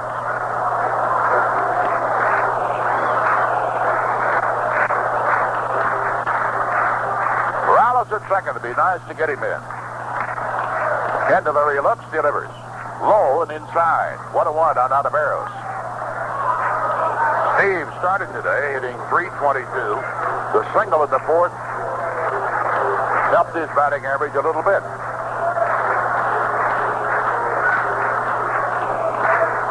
John Candelaria in the stretch. Fastball, he swung on it, and he was a little late. Fouled it into the grandstand section over behind first base. Bruce Sutter working in the Cub bullpen. With these two squads, Sutter for the Cubs, the Goose, Rich Gossage for the Pirates, you have 2 of the finest relief pitchers in the league. But it is not Gossage, it's Jacoby in their bullpen. Here's the pitch. Fastball misses outside at the letters, 2-2. Cubs with a pair of home runs today. Mercer making it over right field, and Trillo lining a shot into the wind of the bleachers and left. 2 out, runner at second. Here's the 2-2 pitch coming up. Ontiveros takes the fastball. It's too high. Ball 3, strike 2.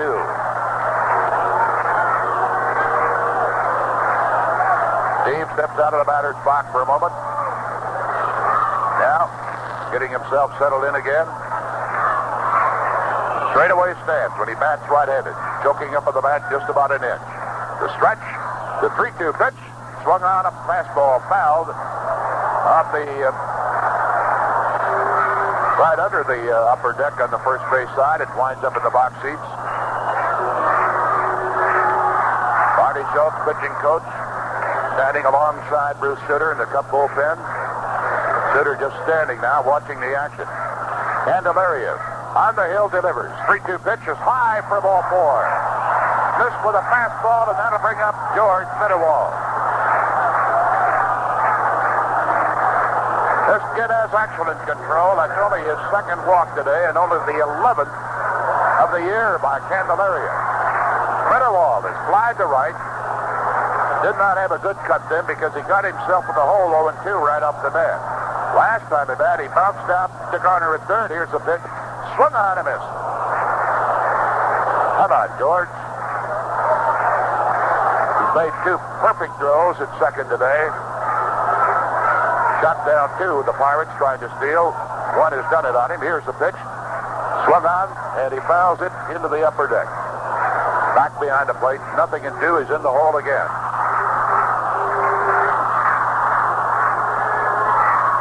That homer by Bobby Murcer that's given the Cubs the lead here in the 6th is his 181st in his career.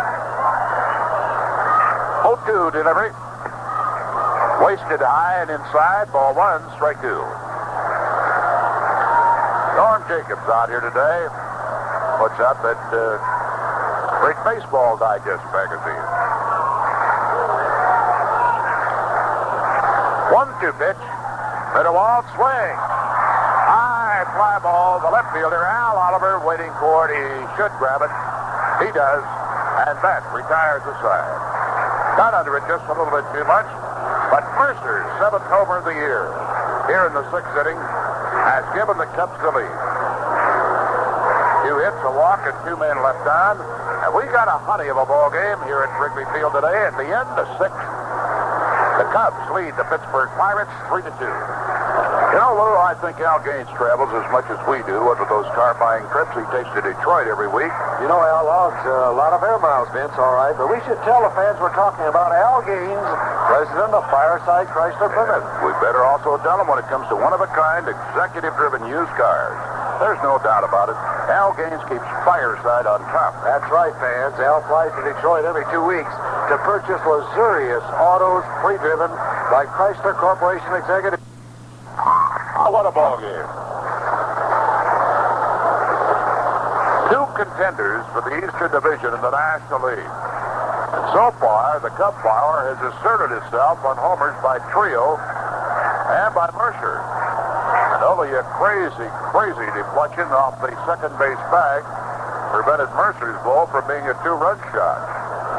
Because just ahead of it, Biittner had hit what appeared to be a base hit, but it caromed off the bag at second right over to the shortstop. Now the bottom third of the batting order stepping in for the Pirates, and leading off is Phil Garner, right-hander. Singled and flied to left. Bottom's first pitch is a little high, ball one to Garner. The Cubbies still throwing in their bullpen. In the on-deck circle, the catcher Duffy Dyer, then will be looking for a pinch hitter. Perhaps 1-0 pitch. Swung on a hard ground ball. The aces to his left. Bobbles it. Picks it up, throws. He is safe at first base. That will be an error against the Cubs. Normally, sure-handed shortstop.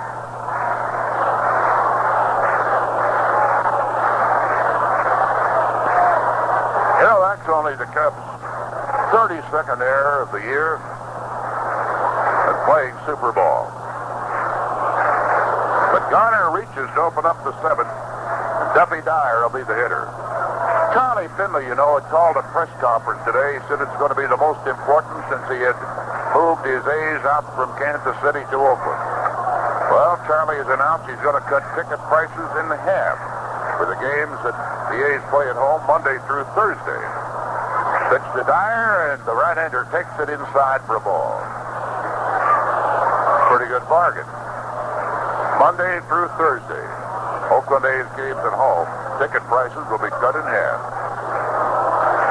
If you're out there sometime when they're playing, take advantage of it. Tavares sneaking up the line at third, just in case Dyer tries to bunt.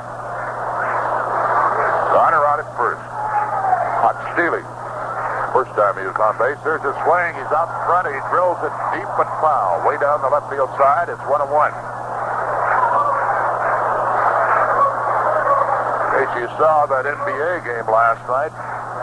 After it was pretty much decided the fourth quarter, a pretty good fight broke out.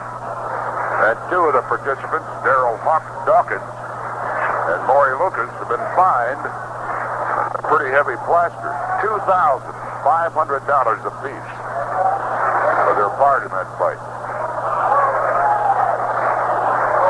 Bonham steps off the pitching rubber, takes another look at Garner. Has good lead at first. Dyer been a hot hitter. Go to first. Not his best move of the day, and the runner back in standing. Commissioner of the NBA, Larry O'Brien, made that announcement. $2,500 fines. Dawkins and Lucas, the Portland Trail Blazers, and the Philadelphia 76ers. 1-1 pitch. Swung on a miss. Beauty. Kept it down and away. Ball one, strike 2. O'Brien has issued a warning to both the coaches to avoid further problems, according to word just turned into our newsroom.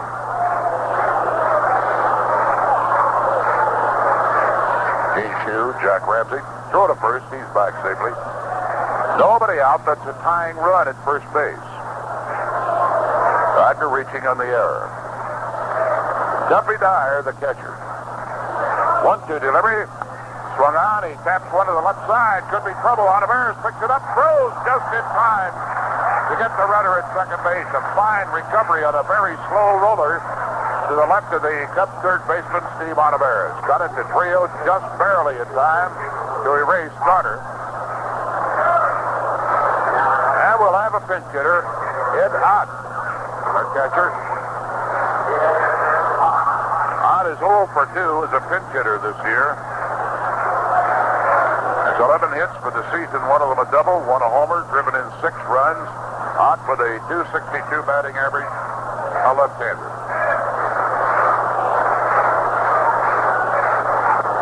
Candelaria is out of there. And among the Cubs' 7 hits today, a line smash off the bat of Manny Trillo into the wind in left field, and Bobby Murcer wafting one over the right field wall, and the Cubs, as a result of that homer, have a 3-2 lead here in the top of the 7th with 1 out. Ott, a big swing out of a strike one.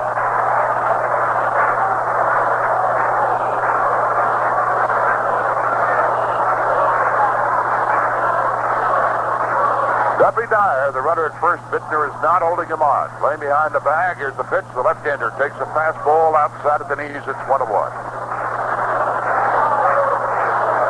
Group of senior citizens here today from Loda, Illinois.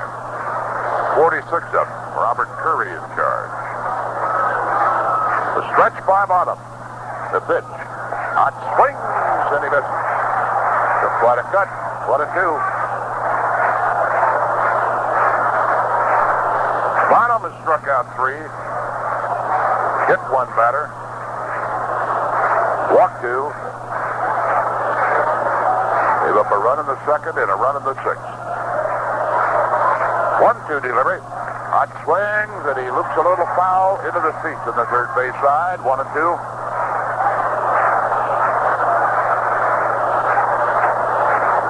The school groups here today from St. Pascal School, 31 of them. Bob Hubert in charge. St. Pascal from Chicago.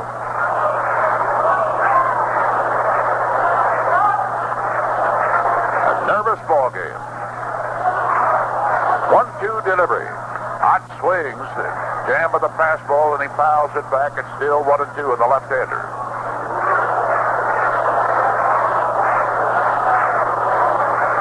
Group from the Iron Workers District Council of 35. Figure this one out. It's Rags Squirrel Day.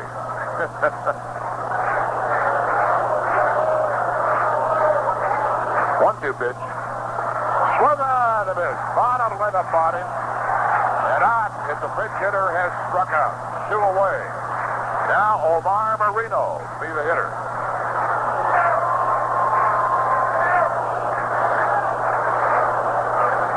Fourth strikeout of the day. The third one was Moreno when he led off the 6th inning. Splendor speedster, boy, he can fly. Not a great hitter, but he moves the ball around pretty well. Bounces around a bit in that batter's box. Here's the pitch to him. He swings and he misses. Bottom of the good fastball. Bruce Sutter, Barney Schultz still standing shoulder to shoulder down in the bullpen. Bottom has been tough. A stretch by the right-hander, the pitch. Takes the strike. Change on him, and he took one right at the knees. Bonham was probably the best change-up of any pitcher in the league. And a good fastball. He is out in front 0-2 with a runner at first and 2 gone in the top of the 7th inning. And the crowd really with it. Here's a stretch. The kick, the pitch. Fastball, he wasted it high and away. Ball 1, strike 2 on the left-handed hitter.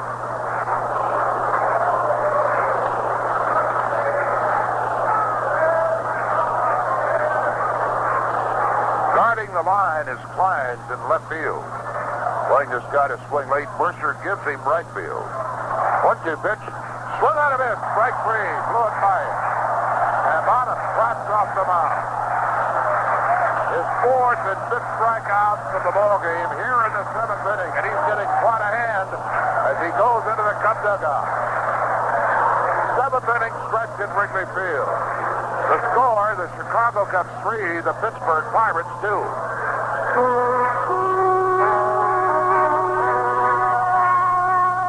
When you brew a beer in God's country, you begin with sparkling pure Wisconsin spring water. Water that flows deep beneath the ground. Then you pure brew, double brew it in a traditional old world way called cloisening. Cloisening is the most natural way to brew beer and the most expensive. Most expensive because it takes more time. But Heileman's Old Style is one American premium beer that is still fully cloisened, naturally carbonated. Because at Old Style, we don't aim to make the most beer, only the best. Taste the difference cloisening makes. Try Old Style, pure brewed in God's country. G. Heileman Brewing Company, La Crosse, Wisconsin.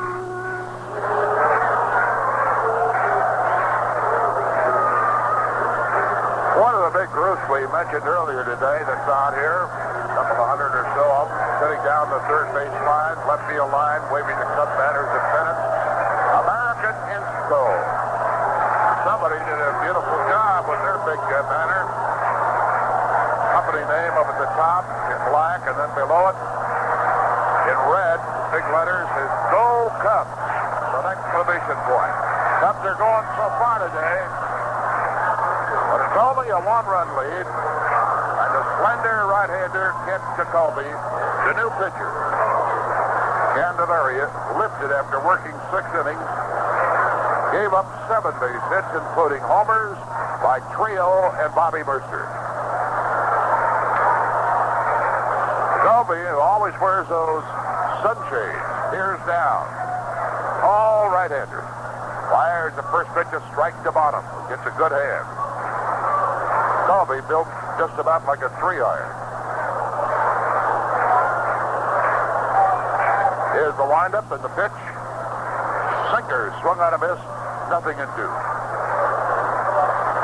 They've got a good bullpen, but this guy, the Goose Rich Gossage, is coming along well now as Cherry Forster. 0-2 delivery. Bonham tries to hold up any swing. The pitch is low and outside. He held in time. 1-2. Jacoby is 1-3 in relief this year. Been in 20 games. An excellent earned run average, 1.63. Here's the pitch. And it's a breaking ball that misses outside. Ball 2, strike 2. He's about 6'4". Looks like he weighs 100 pounds. Soaking wet. Starts the windup. 2-2 pitch. Swung on. He jammed him with the sidearm fastball, and he hits a foul down the right field side. Telling me before the ball game today that Parker had told him, and he said, I wish I had your body, that slender waistline and all the rest of it, with my muscle. Bobby says there's no way in the world you can pack that much muscle into this frame. Here's a swing and a ground ball to Stargell, the first baseman. He flips to the pitcher covering, and Bonham is out of there. He's open up the bottom of the 7th inning. Ivan De Jesus, the hitter. Single, still second in the first inning. Nobody can bring him in. And he flied out to the right fielder, Parker. Tried to bunt, but he got it too near the mound. His last time at bat. And Candelaria, the starting pitcher, threw him out. So he's 1 for 3 today. Pirates with 5 hits. The Cubs have 7. And 2 of the Cub hits have been homers. The Cubs with a 3-2 lead, and Jacoby winds. Right arm pitch swung on, bounces and foul down the third base side. Picked up there by Garner. Our engineer Al Aldridge tells us that we got a big group from the Libertyville post office out here today. They come out to check the mail.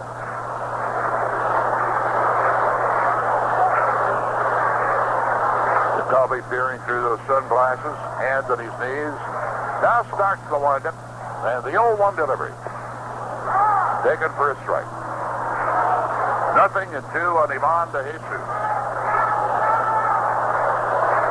Tomorrow, the 2 R's. Russell for the Cubs, Rooker for the Pirates are slated to be the mound opponents here. 0-2 pitch, sidearm sticking fastball. Ball 1, strike 2, a little low.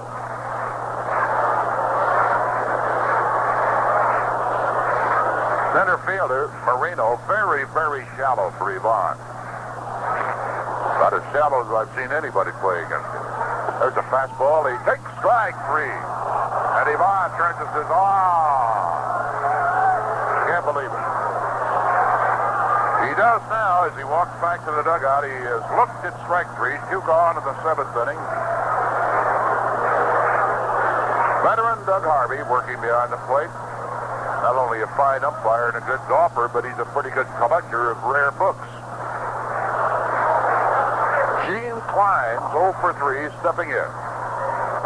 Wide to left, to right, and in between he's looked at strike 3. Jacoby winds, sidearm curve, and he misses low and away. Low twister. Ball 1 to Clines. Breeze today coming straight in from center field at about 15, 16 miles an hour. Here's the windup of the pitch. Swung on a miss. Just as he took a rip at that one, it broke down sharply. Ball 1, strike 1.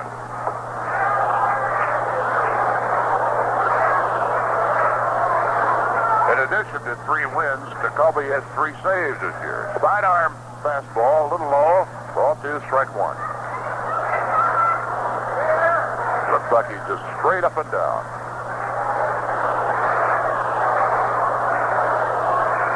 Here's the windup, 2-1 delivery. Line swings, and he bounces it foul. Down the third base side. Goes into the Cub dugout. Down at the end of it. Trio, aces kind of sitting together. Some of the fellows with the warm windbreakers now because that wind coming in is a bit on the chilly side if you're out of the sunshine. Jacoby with a new ball. Here's down again, gets his sign. Here's the windup, 2-2 pitch. Swung out of this, and he chased the bad one that time. It was low and outside, but he couldn't hold up. Let's pause for station identification. This is the WGN Chicago Cubs Baseball Network. 80 degrees officially in Chicago at 3:30. This is WGN Radio Chicago. Kent Jacoby, perfect, strikes out 2 men. And at the end of 7 at Wrigley Field, it's still the Chicago Cubs 3, the Pittsburgh Pirates 2. When is the week 10 days long? When it's National True Test Paint Week at True Value Hardware Stores. From May 25th through June 4th, you'll find True Test paints at special prices. For example, you can choose True Test Easy Care Latex Fighting Nimble, wash and wear childproof wall paint in white and 44 colors, or True Test Weather All Acrylic Latex House Paint.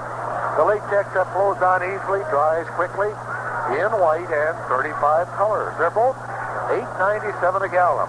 True Value Hardware Stores offer these True Test paints and more at special prices during National True Test Paint Week from May 25th through June 4th at participating True Value Hardware Stores. No matter where you live, you'll find a True Value Hardware store nearby to serve you.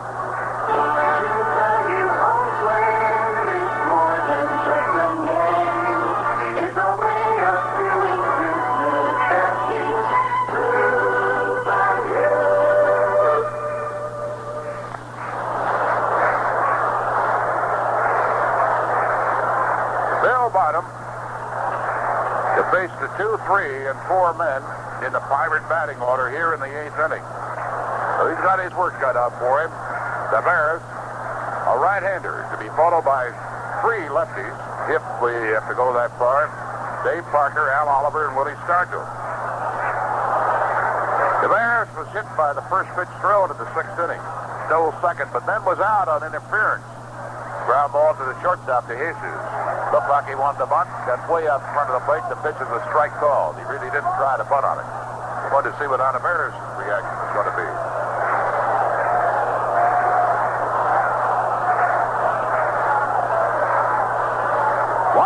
drive on him. Tries to bunt the curve, and he fouls it over against the wall on the first base side. He left the batter spot. He left it again? He's out.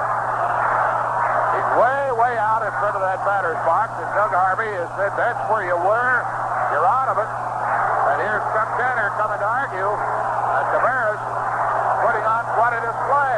Slams the helmet down, kicks the bat, now kicks dirt on home plate, and he is not very far away from being thrown out of this game. Now,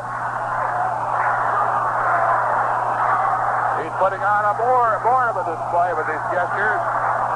He is claiming, of course, that he had a foot in the batter's box.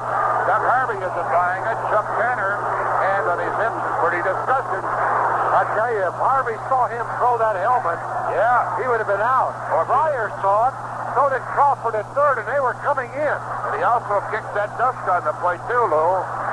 But apparently, Well, throwing a helmet is automatic. He's gone. Kicking the dust on the plate, it's up to the umpire's judgment.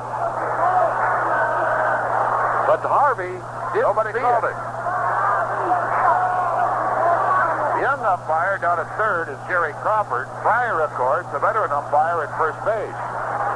Apparently just didn't see it. Now, as they all went back to the dugout, Tanner comes out again. He said, time. I got to talk to you again, Mr. Harvey. I'll bet you Tanner's thinking about a protest, asking for an appeal, and Harvey did not take it. He would not ask the third base umpire.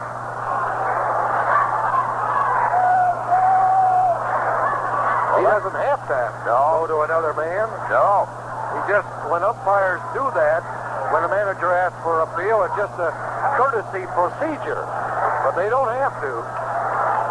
If he says he saw it, he doesn't need any help, that's it, period. So credit Mitterwald with a foot out as Taveras got out of the batter's box in an attempt to bunt. Here's a swing and a ground ball, one hopper to third. Taveras has it. Parker is out of there.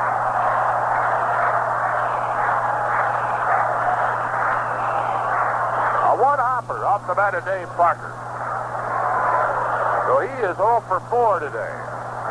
We've had 2 calls here a little bit on the weird side today. With Taveras on at second base after being hit by a pitch and stealing second on a pitch-up. Parker at bat hit a ground ball. Here's a swing and a bouncing ball of the pitcher's mound. Hayes is charging in, gloves and throws on the run. Beautiful play. He's got him. Whoa, man, that's got to be the fastest inning of the day. 4 pitches. They're out of there. And the other one, where Ivan wanted to come in to make the play, Taveras got in his way, had to push him out of the way. That was interference. And Parker able to reach on a fielder's choice. Here in the 8th, it's 1-2-3 before you can flick your eyes. And the Cubs come to bat in the bottom of the 8th inning, still leading the Pirates 3-2. Hello, General Finance. Friendly Bob Adams speaking. Hi, Bob. Is it true that you can arrange a loan for any good reason? Well, yes, generally. Well, is love a good reason? Who is this? Let me put it this way. I really don't need it, but I told him I was in the store to buy it. I don't think I understand. Are you talking about love? Oh, no wardrobe. I know I don't understand. Bob, he's the store manager, and I really came in to sneak a peek at him. Oh, he's so beautiful. I think I'm really in love with him. Oh, I see. Well, when he asked, can I help you, I just blurted out I want a new one. A new what? That's what he asked. So I said everything. Everything? A whole new wardrobe. Oh, now I get it. That's what he expects me to do. So is it all right, Bob? Is what all right? A loan for love. We can just say it's a loan for a new wardrobe. Oh, thanks, Bob. Thanks for the help. You can always get a little help from a friend at General Finance. Over 65 General Finance offices in the Chicagoland area to borrow up to $10,000. Call Andover 3-2020. Also, an office in Naperville. Doug Taveras, earlier in this ball game, tried to bunt, and he was way out in front of the plate on that one, and it hit him, then rolled out the rest of the way, and he was out on that one. And into his own bunted ball out in fair territory. He would have been out, I think, on that play anyway, but he was called out with the put-out going to the catcher. He gets out of that batter's box, and when he's going to bunt with his front foot way out front, and then he's almost like a left-handed batter trying to drag bunt one. When you're getting out of that batter's box as a right-hander, your tendency is you want to start down to first base, and you wind up out of the batter's box. Now we have a new pitcher, Terry Forster, 1-2 that Chuck Tanner had with his White Sox pitching staff. And while Forster had a tightness in the forearm of his left arm, his pitching arm this year, he's worked out of that, and he's been coming along very well. Fires the first pitch to Biittner, and it's a strike. Fastball winds, fastball, strike called in the outside corner. Forster is healthy. This guy can fire the ball. Tanner says in his last couple of outings he has just been super. Wind up with the big guy, swing and a drive into left field. In there for a base hit. Picked up way over in the left center by the speedy Omar Moreno. And Biittner opens up the bottom of the eighth with an opposite field single after he was in the hole 0-2. Terry Forster elected not to waste one. Here's Bobby Murcer. Now Forster in here because you have Biittner and Murcer, two left-handers leading off the inning. The first one is raced in Murcer, who homered off Candelaria in the sixth inning, steps in.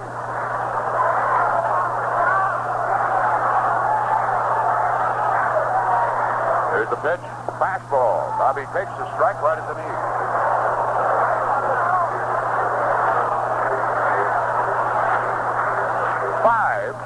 Five of Mercer's 7 homers this year have come off left-handers. 0-1 pitch, squares away. He's going to bunt, and he pops it foul into the seats on the first base side. I've never seen Mercer try to bunt before.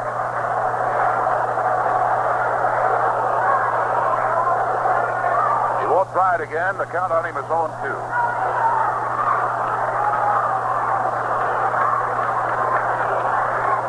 Cubs now with 8 hits for the day.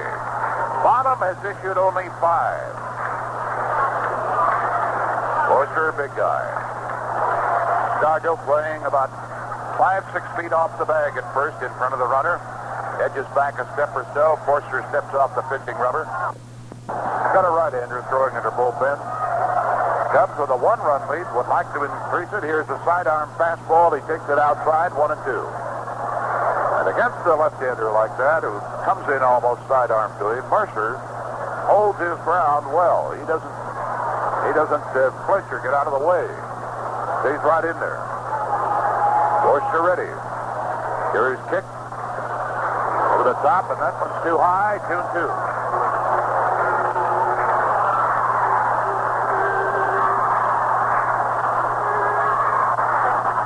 Rookie in the bullpen, Odell Jones. He's been warming up earlier today.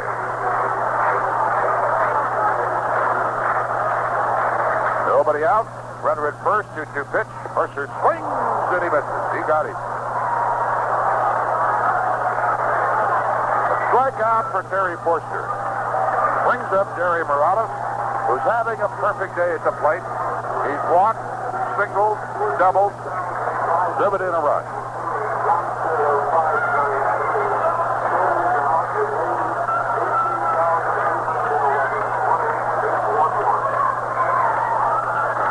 Attendance figures just being given. We'll relay them to you. Here's the pitch, and Morales takes the fastball high, ball 1. The Cubs today drawing 14,593 paid. Rookie in the bullpen, Odell Jones. He's been warming up earlier today.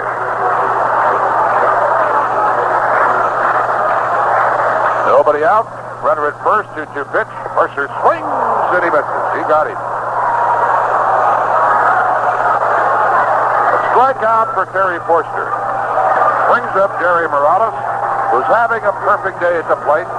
He's walked, singled, doubled, driven in a run.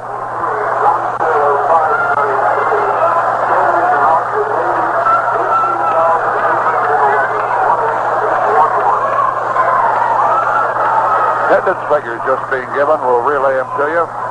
Here's the pitch, and Morales takes the fastball high, ball one. The Cubs today drawing 14,593 paid. Up over the 230,000 mark in paid attendance for the year at home, and this is their 21st home date. Last ball, Forster misses to Morales outside, 2-0. So they're just about 23,000 behind the attendance of last year with the same number of home dates. But it'll pick up tomorrow and Sunday, I guarantee you. 2-0 delivery. Morales swings. Fly ball, right center field. Parker on the dead run. He'll not get to it. It bounces to the wall. Biittner coming around third. He will score without a play. The Cubs lead 4-2 on a triple off the bat of Jerry Morales. His third straight hit of the ball game. He has batted in his 26th run of the year.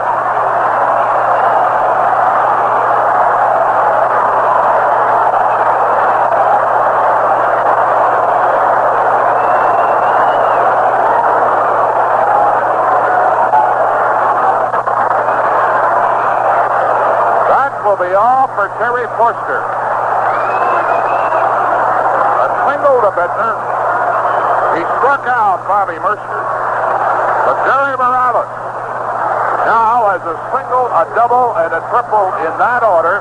He is having a perfect day. And a rookie right-hander, Odell Jones, is going to be the fourth Pirate pitcher of the ballgame. With the score 4-2, favor the Cubs. Bottom of the eighth inning. 1 out, a runner at third. We have a delay in the action. Let's take time out for this message. Fans, when you think about it, signs are important to the ebb and flow of any baseball game. There's a sign for hit and run, signs to steal, bunt, and a whole lot more to remember. Now, when it comes to the ebb and flow of beer drinking, there's only one sign you have to remember, and that's the sign on bottles or cans of Heilmann's Old Style. What gives this beer its great light flavor? Well, Old Style is brewed in God's country, where the skies are clear, the air is clean and crisp, and the sparkling pure Wisconsin spring water flows from deep beneath the ground. Some folks say all the way from Canada. With water like this, when you brew a beer once, you've got a good beer. But when you brew a beer twice, you've got a great light beer. This double brewing, pure brewing process is called krausening. It's the most natural way to brew beer and the most expensive. Try Old Style, pure brewed in God's country.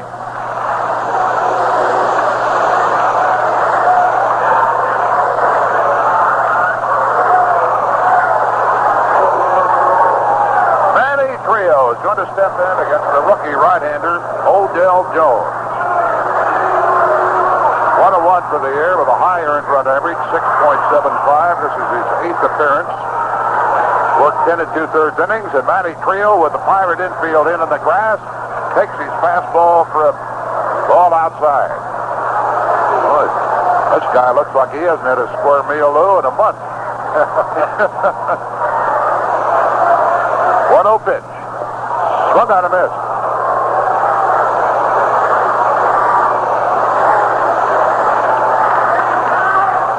Manny homered in the fourth. That gave the Cubs a 2-1 lead. Let me tell you, he hammered it right into the wind. Here's the pitch. Takes a pretty good cut at a fastball and fouls it upstairs out of play to the right. But Jerry Morales has walked, singled, doubled, and tripled in that order, and he's now a 286 hitter as he stands over at third. That triple is first of the year. 1-2 pitch. And he swings with the high fly ball to Parker in right field. He circles, he gets under it on the run. Morales tags, and he better get back. A throw to the catcher Dwyer. Only would have had him maybe by 40 feet. Two gone.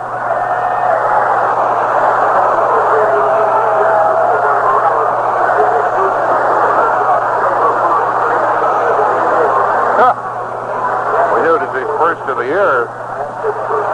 They say that Manny's or Morales' first triple since October of 1974 when he hit one against these Pirates. I think that was over there on the artificial surface.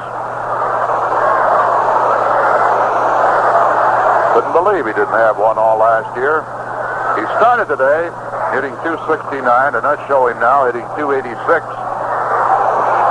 And Steve Ontiveros is going to be put on intentionally.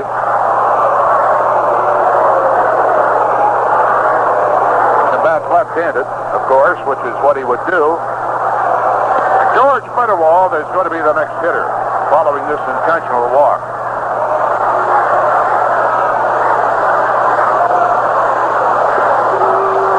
Murcer, after the Pirates tied it up, hit a homer off Candelaria to right field. That gave the Cubs a 3-2 lead. And here off Terry Forcer, a single by Biittner. Bobby Murcer then struck out, but Morales hit a triple into right center field, driving in Biittner. And Trillo flied out into shallow right field to Parker. Morales holding, and Ontiveros just receives an intentional walk from the rookie Odell Jones.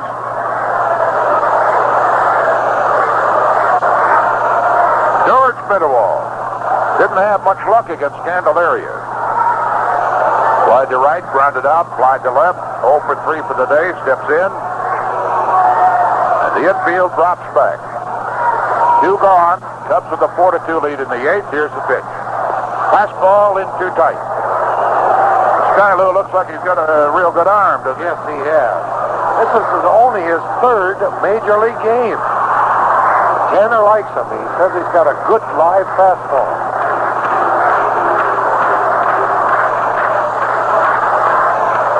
One-0 delivery.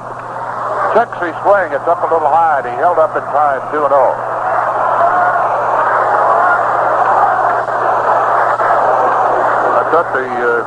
I thought they showed him having been in 7 games.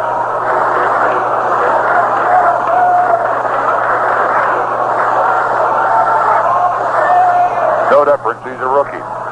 2-0 pitch. He was over anxious, and he went after one down and away. Well, you can't blame him. The pitcher Bonham due up next.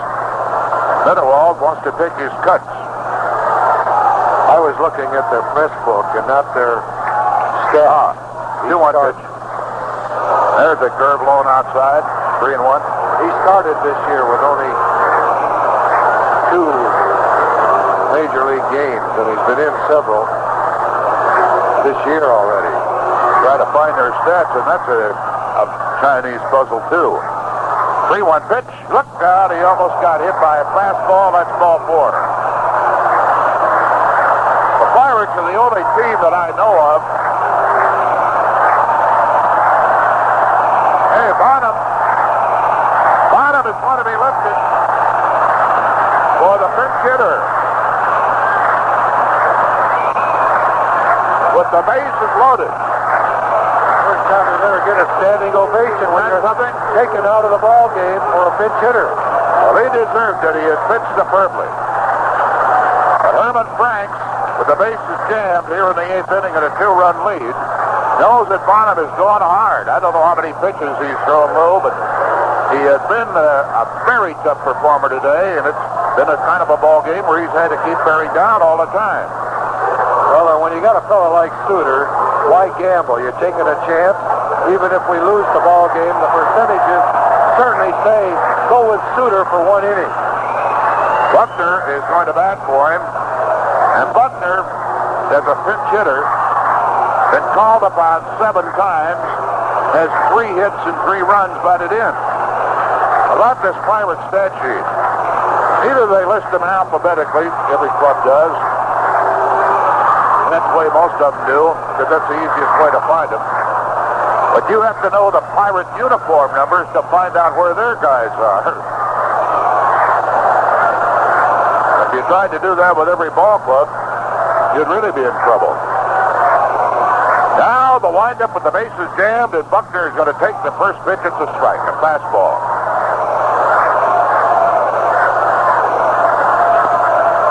A 4-2 lead. The victory moves the Cubs to within a half game of the Pirates. 0-1 delivery. Buckner swings, ground ball into the glove of Stargell. Underhand toss to the pitcher covering, and Buckner just missed, pulling one through the right side of the infield. The Cubs in the 8th inning pick up a run on 2 hits, 2 walks, one of them intentional. The bases left loaded, and at the end of 8, Pirates come to bat. It'll be Stargell, Stennett, and Garner, and we hope that's all. The score: the Chicago Cubs 4, the Pittsburgh Pirates 2. Think you could eat 40 bananas in 39 minutes? Anthony Fig did it. He set that record in 1967. Says so right here in the Guinness Book of World Records. How could anyone eat so much so fast? This is Mike Pyle saying we'll probably never know the answer to that, but there are some records that are easily explained. For instance, the current record for selling new Oldsmobiles. It's held by Weil Olds in Libertyville. Weil sells more new Oldsmobiles than any other dealer in the world. Why? Why do people come from Chicago, from all over the state, even from neighboring states, to buy their new Oldsmobiles from Weil? You won't find the answer in the record book, but you will find it in Libertyville, Illinois, home of the world's largest Oldsmobile dealer, Weil Olds. Plan to drive out real soon. You'll probably get out to Libertyville faster than it takes Anthony Fig to eat 40 bananas. With all the cars they're taking in trade, Weil Olds has become a used car shopper's paradise. We should have let the boss do that one, don't you think? I don't know why not. Or do you want to do that? He's on a holiday. Yeah. He'd charge us, wouldn't he? Oh, we'll charge him if he does it again. Irwin Weil. Well, the boss man out at Weil Olds in Libertyville out here today, and he hasn't moved a muscle now since the Cubs took the lead. Not that he's superstitious. He doesn't have a muscle to move.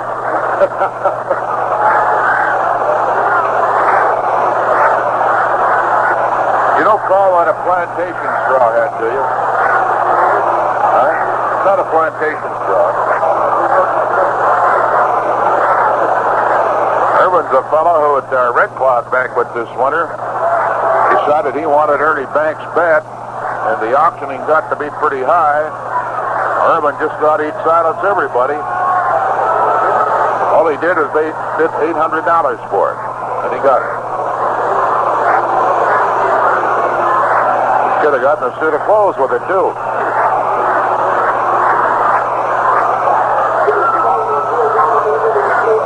One of the premier relief pitchers in the business, Bruce Sutter. See if he can hold on to the win for Bill Bonham, who worked 8 strong innings. Right-hander delivers, and Stargell takes it the ball a little bit low. Stargell, Stennett, and Garner. Start to the course, a lefty. There's a swing, and he fouls that one out of play to the left side. He looked like he had himself a home run in the 4th inning. He had a shot to left field, and for all the world, it looked like it had to go into the seats, but the wind pushed it back in. It was caught by Gene Clines. Wind could not hold Manny Trillo shot in. It went into the bleachers and left. There's the ball, a little low on the fork ball, 2-1.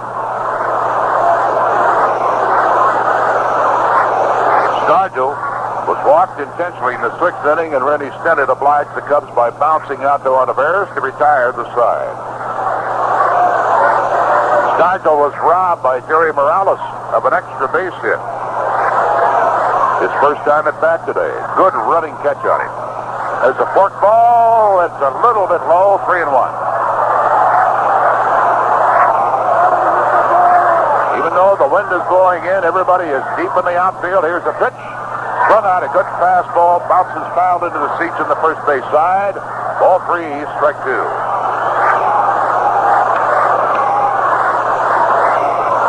In case you've forgotten, Bruce Sutter's earned run average a glittering 0.73. 3-2 pitch. One out, and he got him with a beautiful fastball. What a cut Stargell took. That for Sutter is 39th strikeout this year in 37 and a third innings. He has walked only 2 men. 39 strikeouts. Rennie Stennett, a right-hander, steps in. Swung on. Ground ball. They hate to way over on the third base side, and the ball hit normally where I thought he would be. So it's in there for a base hit. I'm surprised that he's playing him that far over, Lou. Well, I think this is the first time in this ball game that he played Stennett that far over to the left. He probably figures that Suter, with that forkball, will make him hit the ball on the ground and will pull it. So the Pirates have a potential tying run at the plate in the person of Phil Garner. That for Rennie Stennett, his third hit today. Remember when he had 7 out here one day last year? There's a strike called on Garner, who was 1 for 3 today, and his single drove in a run in the second inning. Farmer Oakland A's. There's a swing and a miss. 0-2. And Suter kept that one just above the knees of the right-handed hitting Garner. 4-2 score. Comes out in front. And Suter trying to hold on to it. Right-hander ready. Here's the pitch. Garner swings. He got a piece of it. Chopped it back foul. 0-2 yet.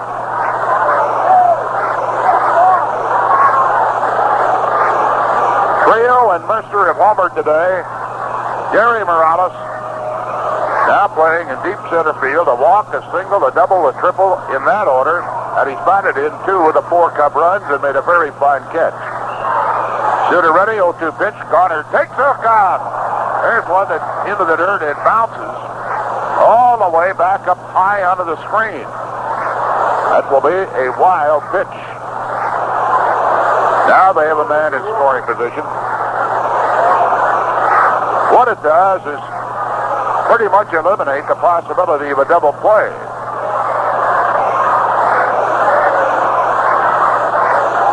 Go get him. Suter ready. Garner swinging a miss. He got him. Got him with the low inside court ball that time. A strikeout, a single, a wild pitch, a strikeout. Duffy Dyer is due to bat. Like Bill Robinson. Bill Robinson, as a pinch hitter this year, no hits in 7 at-bats. He is batting for Dyer. Walked once when they hit and run with a man out of the second inning. Dyer struck out, and Mitterwald's perfect bag nailed Garner for a double play. He forced Garner with his ground ball down to Tavares in the 7th inning. And Herman Franks calling everybody around. I guess Louie wants to be sure they know how to pitch to this guy, huh? This is true. As a pinch hitter, they've gone over the lineup, of course, and everybody, but earlier this morning. But by 4 o'clock, perhaps they have forgotten this particular hitter and pinch hitter. He also wants those infielders to play back and knock down this ball and also guard the line. We do not want this man to get a double. Bill Robinson, an awfully tough hitter. Well, I said he's 0 for 7 as a pinch hitter.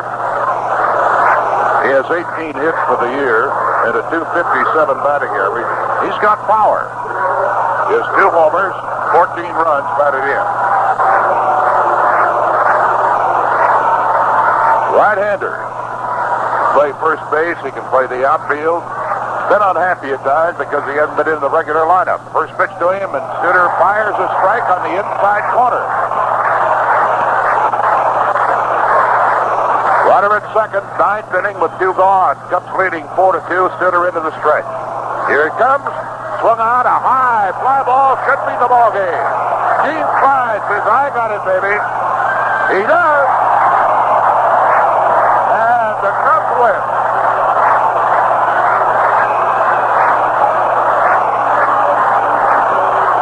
Bill Bonham, the winning pitcher, Bruce Suter getting a save. And the first of the 3-game set goes to the Chicago Cubs by a score of 4-2. In today's world of lead-free gasoline, responsibility to public needs is as important as product quality. This commitment to meet the Midwest driving needs has made Amoco the lead-free leader. Now comes new Amoco Premium Lead-Free, the higher octane lead-free gasoline. For cars old and new that need higher octane to run the way they should, Amoco Premium Lead-Free has higher octane than typical unleaded gasolines.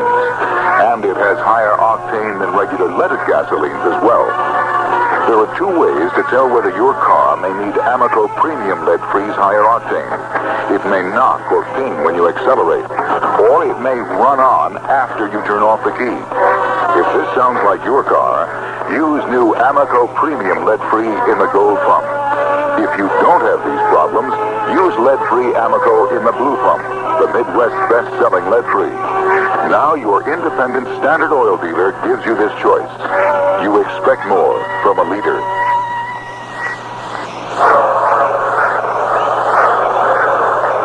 Well, before we give her the happy totals and a little rundown on this exciting ball game today, we got to take time off for station identification. This is the WGN Chicago Cubs Baseball Network.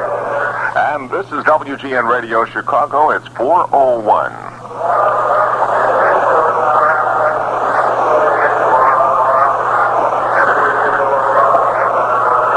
For the Cubs, 4 runs, 9 hits, including a pair of homers and a perfect day for Jerry Morales. 1 error, 8 men left. The Pirates 2 runs, 6 hits, no errors. They left 6 men, and that tells you something about the Cub pitching today. They left only 6 men stranded and had only 6 hits. Bill Bonham, superb 8 innings, earns his 6th win of the year. And Bruce Sutter, coming in to pitch the 9th inning, earns another save. How many does he have now? An even dozen. And John Candelaria, who had come in here with the best earned run average among the starting pitchers in the National League, 1.63, had been unbeaten, had never lost to the Cubs. He was 3-0 lifetime against the Cubs. He suffers his first loss of the season. Big young left-hander, now 6-1. 2 hours and 27 minutes of real excitement, Lou. Well, it was a tremendous victory for the Cubs and for the fans here. They saw everything that could happen practically in a ball game, and you don't see a couple of plays called very often, even during the year. Very seldom will you see an interference call on a man on second base with a ground ball get to the shortstop. Taveras stayed in front of De Jesus. And the rules state that you have to give that infielder an opportunity to feel the ball. He was called out on an interference call. Then, on an attempted bunt, Taveras was called out when he left the batter's box, according to Doug Harvey, in attempting to bunt the ball. And a hard ground ball through the pitcher's legs hits second base and bounces as high as that did. That's the wildest thing I think I've ever seen. Well, I told you the ball is much lighter and this year. But that ball bounced way over Taveras' head. He caught it and they threw out Biittner by a step and a half. Something that you never see. But when these two ball clubs get together, there's a lot of action, and all the action today was favorable. It was for the Cubs. When that ball, the one of Biittner's you're talking about, got by the pitcher, I called it a hit right away. Had to be. Yeah. Even if it hits the bag. And I've been in this game, well, not as long as you, but when a ball hits the bag, I've very seldom has seen a ball bounce that high. That was wild. So it's livelier. And it did, it robbed Murcer of a run batted in, because right after that he done a home run over the right field wall. But that's all right. The Cubs won it 4-2. And there's not much breathing room now for the Pirates in this Eastern Division, because their lead over the Cubs is now shriveled to a mere half game. Let me tell you, for the Cubs, it's their 19th win in this month of May. They've lost only 5 ball games. The Pittsburgh Pirates had come in here. They'd won 17 out of 22. So they now are 17-6. The Cubs 19-5. Well, there should be a lot more excitement out here at Wrigley Field tomorrow. You say, yeah, how can there be any more than that? You never know. That's the great thing about baseball. And I hope that you're going to join us here tomorrow afternoon. We'll be back with a word about the pitching assignments and so forth in that one. Our broadcast today has been brought to us by the G. High Almond Brewing Company of La Crosse, Wisconsin, the makers of Old Style, the pure brewed beer from God's country. Let me tell you, the Old Style tasted good here today. True Value Hardware Stores. If you use it in, on, or around your home, you'll find it and pay less for it at True Value. General Finances 65, Chicagoland offices. To borrow up to $10,000, call Friendly Bob Adams at end over 3, 2020. And by Fireside Chrysler. Fireside Chrysler Plymouth Mazda, located in Golf Road, just west of Route 53, and the Woodfield Shopping Center. Tomorrow on our day at Wrigley Field, Rick Russell is scheduled to be the starting pitcher for the Cubs. Big right-hander now with a record of 6 wins, 2 losses, and his mound opponent, left-hander Jim Rooker, who has won 4 and lost 2 for the Bucks. Morales, a perfect day at the plate. A walk, a single, a double, a triple in that order. Maybe he can pick up tomorrow with a home run, his first down at bat, huh? And hit for the cycle in 2 days. He drove in a pair of runs, Trillo a home run for the Cubs today, as did Bobby Murcer. Bonham earning a victory, his 6th of the year, and Candelaria the loser. Vince Lloyd and Lou Boudreau, hope you enjoyed the broadcast. I know we enjoyed bringing it to you. Doc Minovich, our producer, Al Aldrich, our engineer. The Cubs again a winner, 4-2. This is the WGN Chicago Cubs Baseball Network. Did you know that you can solve all of your window problems without buying new windows? Parachese will add twin tilt hardware to your existing wood windows, thus enabling you to wash both sides of your windows from the inside.